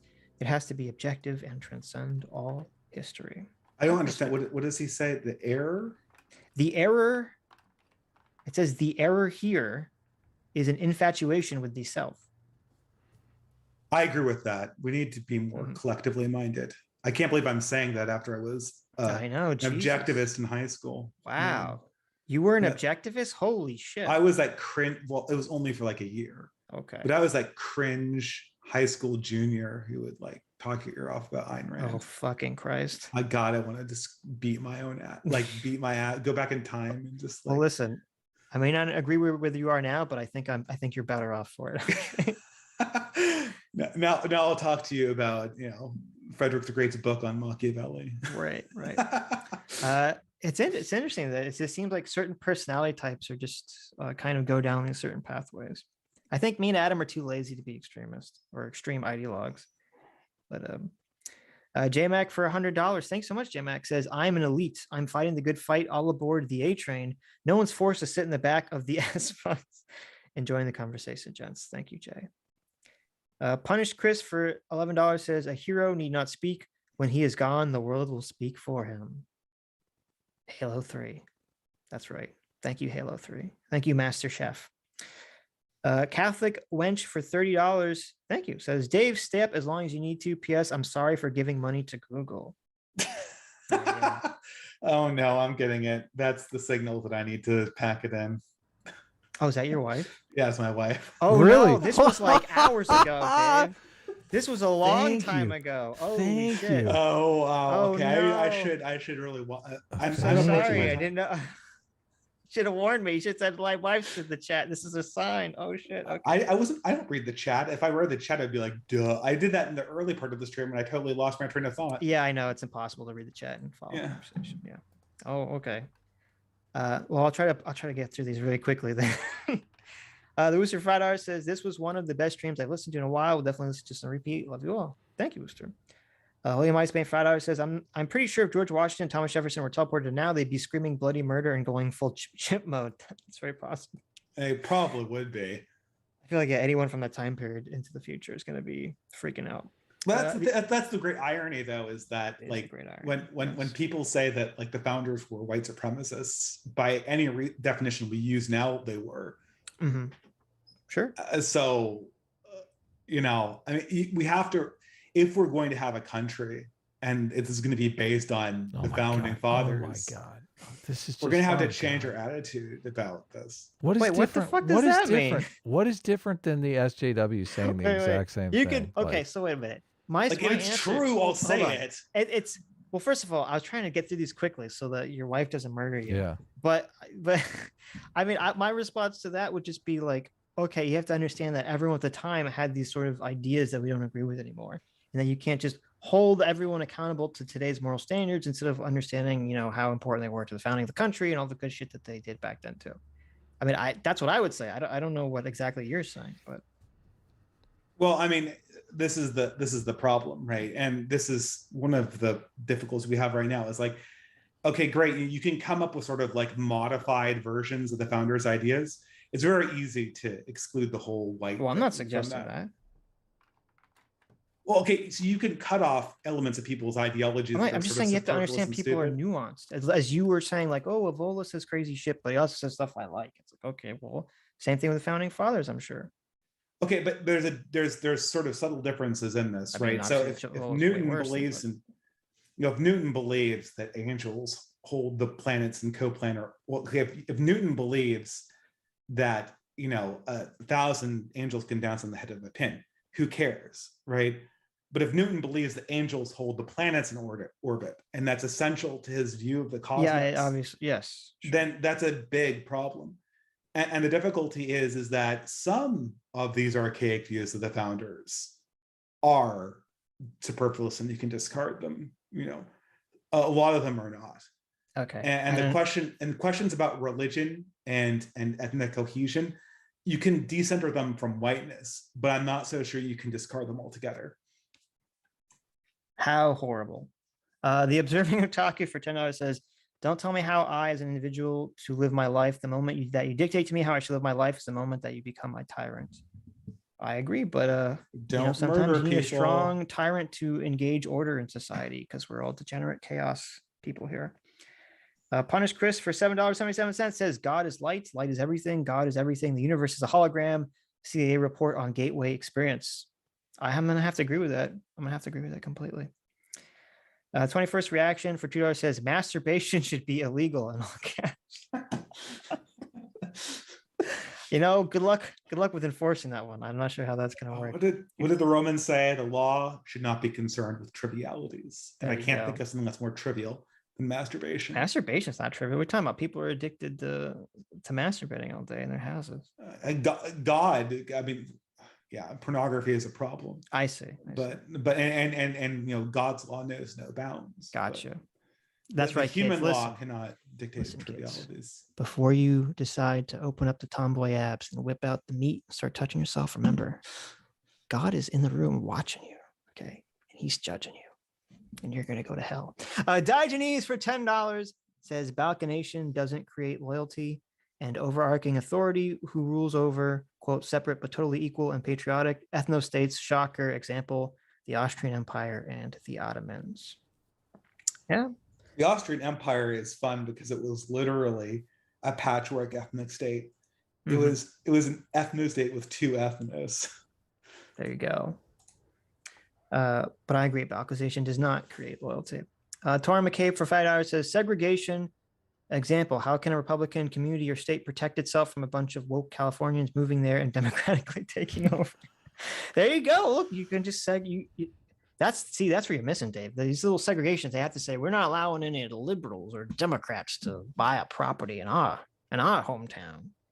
Yeah, but without mass immigration, none of this would be a problem, right? Okay. Because they're just they're progressives. Like, if there was not a mass immigration to this country, progressives would have almost zero political force in this country at this stage. You can do this. You can poll people and see how the country would have voted if only people born in this country voted post 1965. It's sort of a chicken and the egg issue, though, but I feel like that's too long to get into. Yeah. Okay. Diogenes for $5 says, unity over disparate peoples in many ways is the will of the founders. Don't abandon it because it's hard. E pluribus unum. There you go. That's a trick right there. Out of many one. We agree that political unity is going to be at some level necessary. I think that patchwork will do a better job than homogenization, actually. in the long term. Who's advocating for homogenization? Apparently we are. Yeah, that's just, what are we talking here? This is ridiculous. We're forcing you, Dave, to like rap music. Under duress here. I thought you said you were a simulationist, and then you asked me if I wanted to assimilate into rap music, and I said no. No, I think the rap music was a joke. But yes, simulate into an American culture, but you don't understand. I know you have this trick question. What is an American culture? American culture. There used to be an answer for this. Are you gonna let me answer the question, or do you want? No, let's just go to another super chat. It's not important. Pragmatic culture for $5 says, Diogenes, that's not what E pluribus unum means. That meant many colonies, not cultures. Let's be real. The founders wanted America to be white and Christian. The Observing Otaku for $5 says, Dave, sounds like you're making an inverted version of the type communist argument that said woke culture is a virus. William Kurt for $5 says, the quote, we can't go back argument is really strange. Sitch, which things can't we go back on? How do you know that? I don't know. I don't know anything. CL Knight 200 for $5 says, restart Dave, the internet. Yeah. Listen, just because me and Adam make money talking on the internet doesn't mean we can't say that the internet is a net evil for all society. We should get rid of it. Okay. CL Knight 200 for $5 says, Dave, I followed your argument every step of the show and I loved it. Sitch and Adam seem like everything is going over your heads in chat. Agreed. It's very possible. We're both very stupid. Ranky for $5 says, if you want to lick the abs, put a ring on her finger first. Dave 2021. There you go. I can get behind that. If you want the abs, put a ring on them. Nice. William Kerr for $5 says, it's weird that I'm saying this, Adam, but read Karl Marx. The things Dave speaks about don't necessitate conspiracy, but economic forces and incentives. William Icebane for $5 says, Adam, read. It's more people. Adam. After Adam said, "I don't want to read these things," everyone's like, "Read this now, Adam." Yeah. Adam, read the Dritz Duren series by R.A. Salvatore. The drows, as in cows, equal the ultimate dark-skinned, mommy, ab-looking, matriarchal society. There you go. Oh, is this the dark elves from Dungeons and Dragons he's talking about? I would imagine so. Okay. You fucking nerd. Butter handful. Richard $2 says, I'm like 40 minutes behind. I get the Spencer vibes. Ooh. Andrew Clark for $2 says, read The World's End Harem. It will make you happier. There you go. The World's End Harem? World's End Harem, yes. I've read the wiki and I'm very fascinated. It's got my attention. William Kurt for $5 says, you need to do this again. You three were getting some more interesting when you drilled down to the nature of political conflict and enclaves. Zero Kev for $2 says, American dads deracinated American dip hits. Yeah, so we have this term in the right wing called dads. For conservatives, this is sort of our NPC for the conservatives from red states. We call them deracinated American dipshits, dads. So dad conservatism is like, I see. Do you know like like America, fuck yeah, like, no culture, no understanding of tradition, no higher purpose or calling. I understand. Right. Yeah. Those dirty masses. Yes. The rednecks. That's very insulting to the South. I'm offended on their behalf. Duper Da for $20 says, I can't believe Dave admitted his segregationist or whatever the name would be will fail when implemented due to bad actors. At least he's one step above the socialist. Okay. Glow in the Dark $5 says, wouldn't the Amish be an enclave? I don't think any major problems have come from them separating themselves.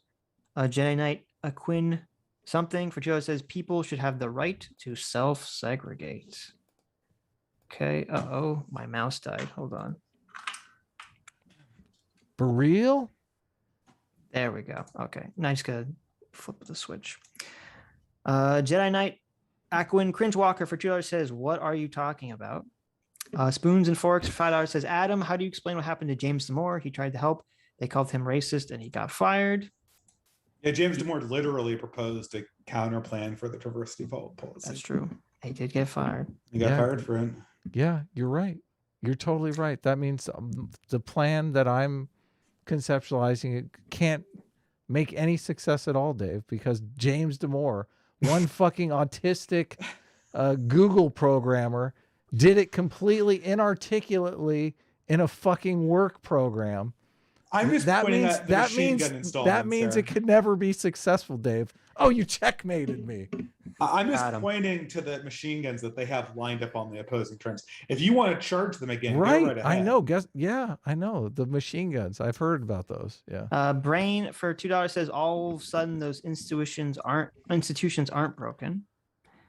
Hypnotoad for $5 says Alec Baldwin just shot 2 people, killing 1. I believe that. Really? I believe Is that for real? Yes. Jedi Knight says for $2 says black quality of life declined since desegregation. There you go. We gotta go back. Everybody. Across some metrics. Yes. Certainly. There you go. Utter Nonsense for $2 says no need to go to a zoo. The stream has elephants. That's true. That is very true. Elephant fight. Lucid Dreamer for $5 says, do any of these arguments about the failures of liberalism apply to the Catholic Church? Why and why not? That sounds like an interesting question, which we don't have time to get to. Danish Jargon for $5 says, I live in rural central United States. Wokeness has infected every high school and college in my area, even backwater towns with less than 3,000 people. That's sad. Contrast for 2 Aussie bucks says, Adam, I dub thee madam because you're mad. Get it? Oh, I did get slightly triggered, but I mean, slightly triggered. Dave interrupts a lot. Dave, why you ask me a question if you don't want me to answer it? I don't understand. Yeah, sorry. It's very rude. I mean, Jesus. All right. Yeah, I will try to work on my patience. Well, it's okay. We're almost done. Adam's being sarcastic, by the way. Hungry for $5 says the quote possible is insufficient to solve the problems of either the nation or of any different communities. Well, if that's the case, then you're basically fucked. I do interrupt. Lay down and die. I do interrupt. That's a thing I do. Yeah. I just did that. You guys are both interrupting. You're so excited, Dave. I know you really want to get your ideas out into the world. They're never going to go anywhere, and they're totally misplaced. But that's okay. Actually, I might agree with you there. I don't believe I believe that they're true, but I don't think they'll ever be popular. And I don't think there's any danger of them being popular. So if you're worried about a mass movement, people who think like me, we're not worried about a mass. I'm not Faraday Speaks or One Species. Yeah, I'm not worried about this. Look, like I commend these beliefs because I think that they're an accurate model of how humans behave. And some of the ideas will have to be implemented to stop us from just rolling down this cliff. But they're never going to be popular. I want to clarify my James Damore comments because people are saying that I threw James Damore under the bus in the chat. I'm totally on James Damore's side, but you have to admit James Damore's project was unsuccessful. And I know I said autistic, which I kind of think autistic is a superpower, but I think in the social situation that James Damore was in, the autism might have worked against him. Well, like he might have been able to be more persuasive had he not been autistic. The point was it's not analogous to compare James Damore to, Heterodox Academy trying to create some sort of anti-woke, but still pro-diversity training module. But anyway, the Butter Anvil for $5 says people don't need to be homogenized not to hate each other. I don't know a ton in this world, but I know that is 1,000% wrong. Height, camp, kids, anyone. That's true. Well, that's true. And that's what I was saying. And that's part of the problem with the enclaves is that people are just sort of wired to break into the tribes and to get at each other's throat. And it's just too easy to form those lines along race or religion or where you live, et cetera, et cetera. American culture. Here's a question though, Sitch. I'm not going to ask it rhetorically. This is sort of the great irony of our age is that people politically care more about identity and race and tribe, just as it means less to them than it ever has before in the way that our ancestors experienced. Right. Like I want Catholicism because I want thick Catholic community and spiritual Catholic practice. But I don't want Catholic community so I can yell about it in a lobbying environment and be the head of a Catholic studies department. Fuck that. But that's inevitable. Yeah. That's the problem. No, but what I'm saying is that we want more of the first and less of the second. And it seems like we're getting all of the identity politics stuff and none of that thick, real. But it seemed like we were on the right path until we had elements of the left academia say, "Hey, this thing called liberalism, I'm going to throw this in the trash. Let's bring out the socialism. Let's bring out the cultural Marxism."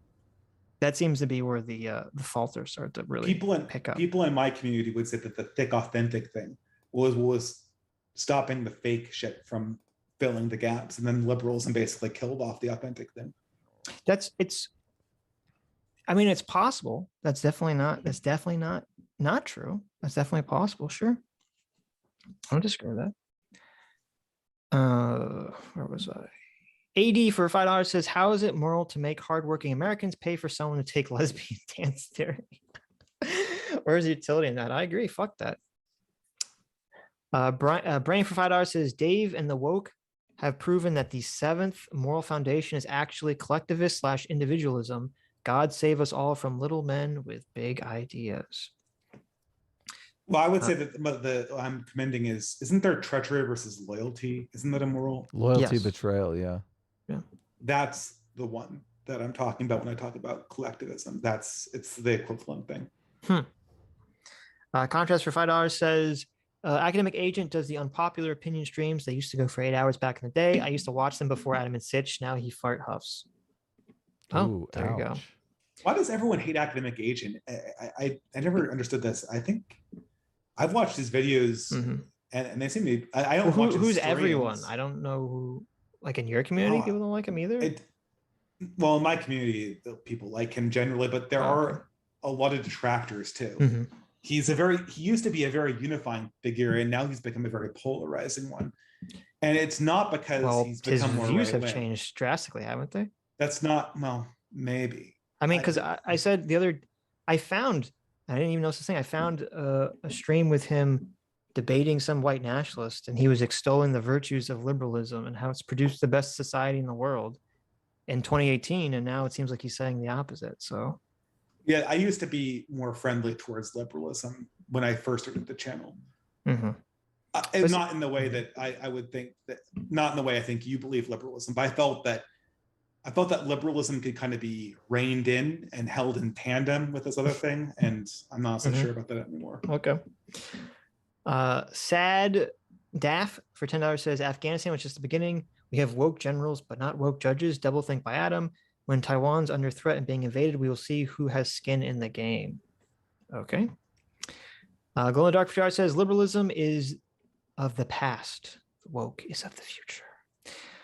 Punish Chris for Elite 1337 says, any society that derives its power and authority from the will of man alone lives apart from God and will crumble in the end.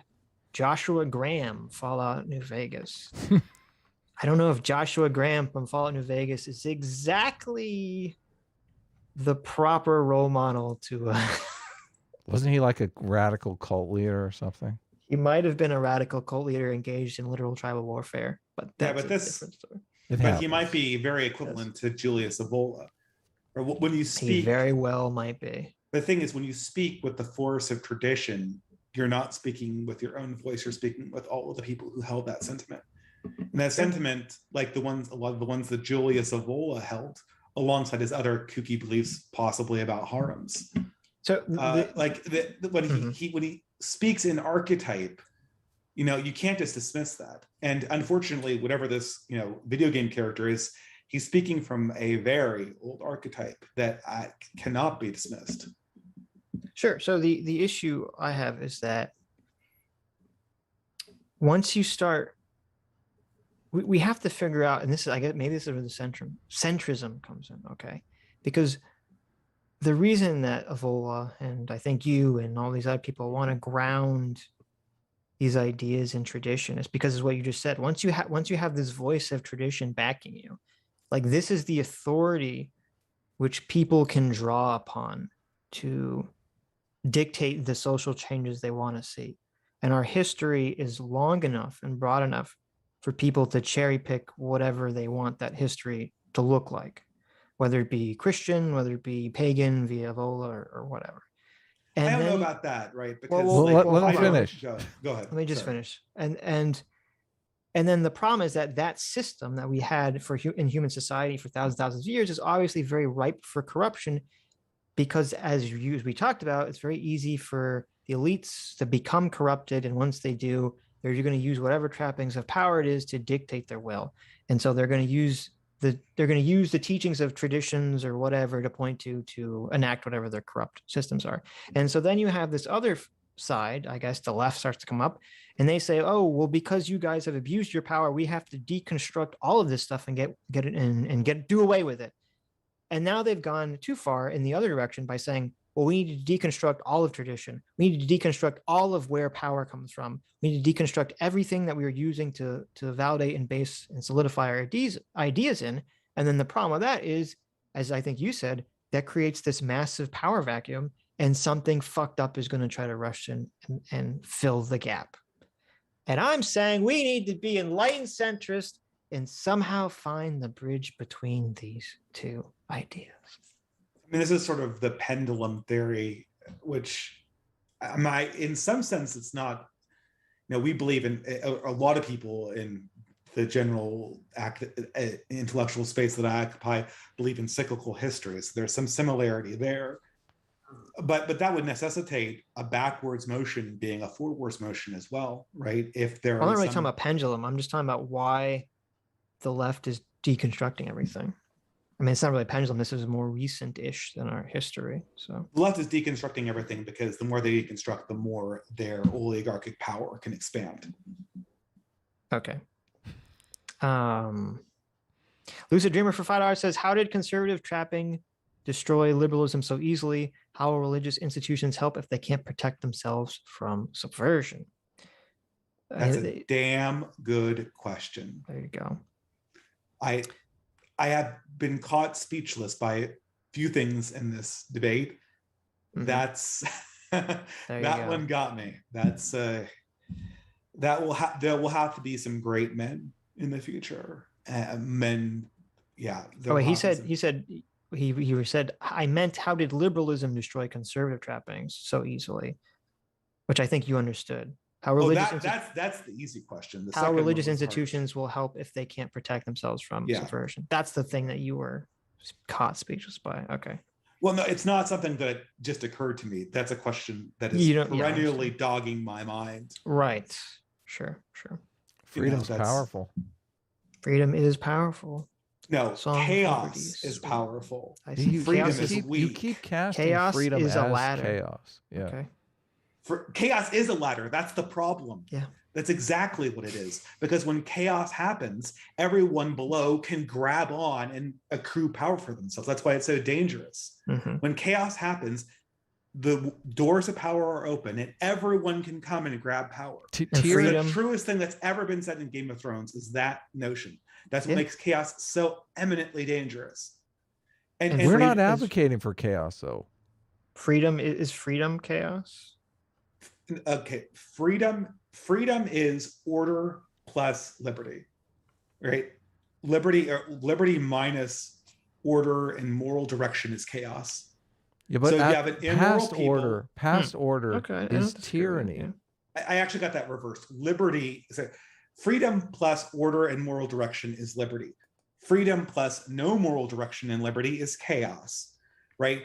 We lost our moral center, and so we added in freedom, and we got chaos, and then what's emerging is just that, right? Gotcha. A complete pit where self-interested, some deluded Puritans and self-interested liars are all grabbing for their piece of the power, and everyone else gets crushed underneath that whole process. It's tragic, and it's a story as old as time. Case Cassander Pan for $5 says, it's not a great irony that people from olden days would be confused by modernity. Okay, I don't remember what that was in reference to. Yeah, but here's the question. Here's the thing: if the conservatives are so confused, why are conservative predictions about the future so much better than progressive ones? Progressives are great at winning the future; they're shit at predicting it. Oh, that's the great irony of our age: is that conservative and right-wing predictions are almost always better than their progressive counterparts. Interesting. Master of Plague for $1 says, I will lick abs over eating ass like Bunty King. S-class hype. You know what? I agree with that. Yeah, I think that might very anti-eating ass. Yes. Master of Plague for $1 says, you know why nobody is going to work? The working class are the new slave class. You can't pay for shit with minimum wage nowadays. S-class hype. That's true. CT for $1 says, you want to talk about trust 100 years ago? Dave, you wouldn't be having this conversation 100 years ago. You wouldn't know everyone in your community. You would know everyone in your community because there'd be no one else. Owning a car wasn't a common thing until 1920s. You weren't going. Most people were not going anywhere. There is no conversation that we're having in colleges now that wasn't also going on in colleges 100 years ago. Okay. Utter Nonsense for $3 says, Adam, it was very gracious of you to host your show for sidekick Sitch and guest Dave. I think this discussion was a bit derailed by the fact that Dave was much more serious about these issues than either Sitch or Adam. Also, I need to send my F paper. Oh yes, send us your F paper. I want to read that. Utter Nonsense for $2 says, Dave is correct. Being a conservative in school is like saying you're a pedophile. The stigma envelops all of it. Everyone is forced to acclimate into wokeness. It was in middle school, 3 of my high schools, my community college, and university. Vosh has bitch tits for $1. Says, Dave, you are a self-identified former degenerate. Advice for a young, anxious coomer who wants to quit. I'm 18 and started at 9. Any advice for a career that is not degenerate, corrupt with wokies, and is protected from automation? S-class is best class. He's asking me for advice on how to not be degenerate. Yes. How did you break your degeneracy at, Dave? Find meaning. Find something that you can do Wasn't a stable relationship helpful in that department, Dave? Is this an autobiographical question? Well, no, he's saying he's got a problem jacking off, it sounds like. I mean, I guess a stable relationship is a way out of that as well. I know that's been helpful for me. Strangely enough, people don't usually ask me questions about jacking off in the stream. Well, he said you went from degenerate to not degenerate. So. I think we need to remedy this. Okay. Yeah. How many times do you jack? I'm just kidding. I don't want to upset your wife anymore. CT for $1 says, you know what? Super popular in the 1950s, Dave? Polio. You can thank things are worse now, but none of us have polio right now, which is pretty lit. Personally, I would enjoy a flat screen TV, high-speed internet, and not having an iron along. There you go. Dave destroyed forever. Mm-hmm. Yeah, I forgot that technological improvement means that things declining in other ways couldn't possibly happen. But that being said, thank you very much, Jonas Salk, for the he was the polio guy, right? Jonas Salk? Or was he penicillin? So. No, Fleming was penicillin. Yeah, I think you're right.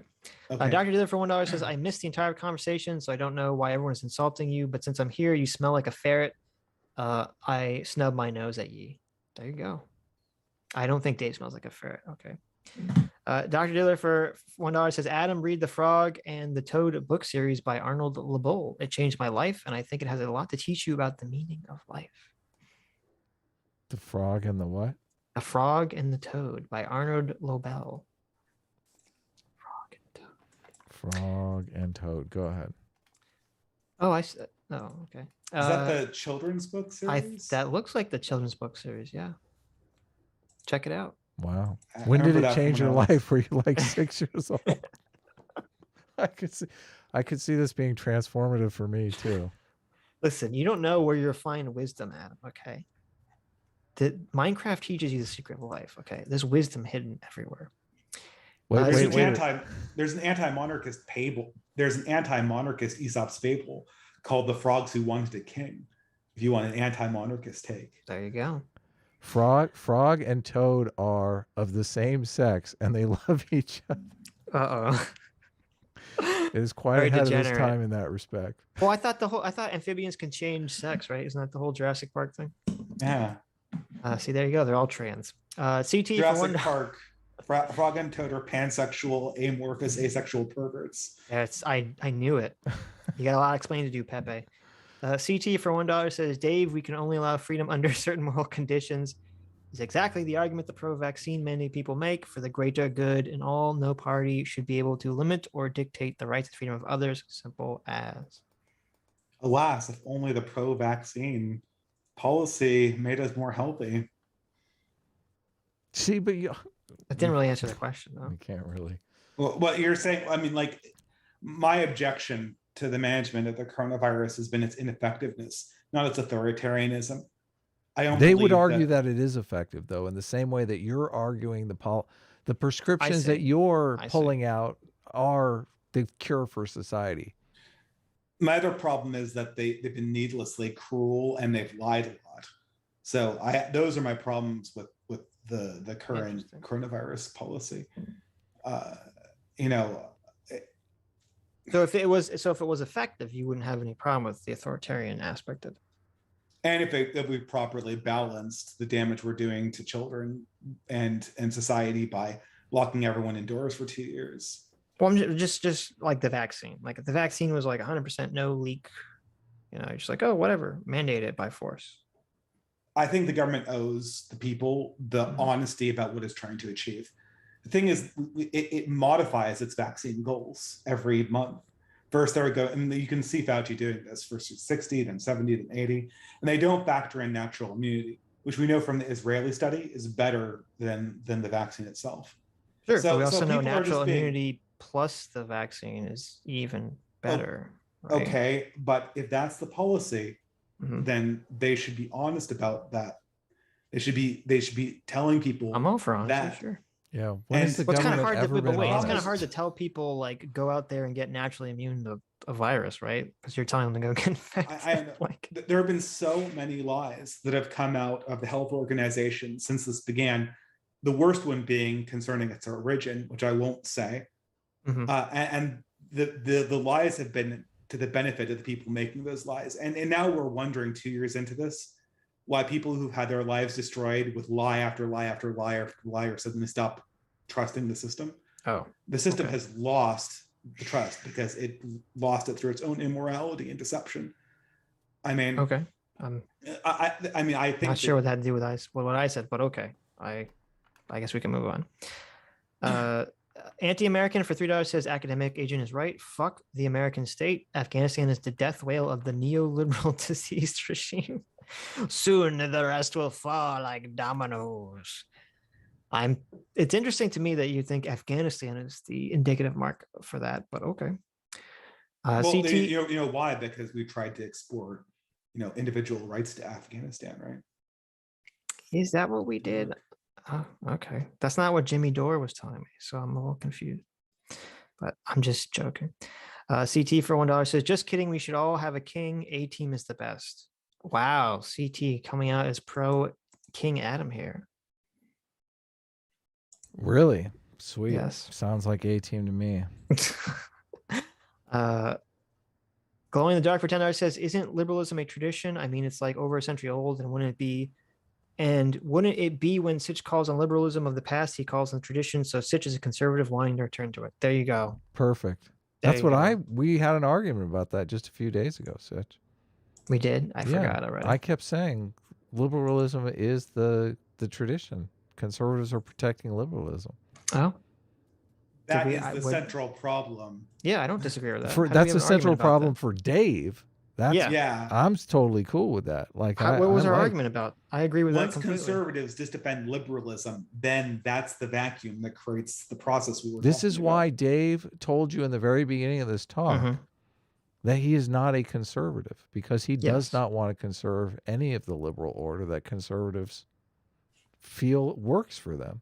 Right. And in 10 years from now, when liberalism is fully abolished, the status quo, the conservatives will be defending the last iteration of wokeness. Armageddon, it's always 10 years away. I love it. Wait, we need to abolish liberalism because liberalism will be abolished in the future.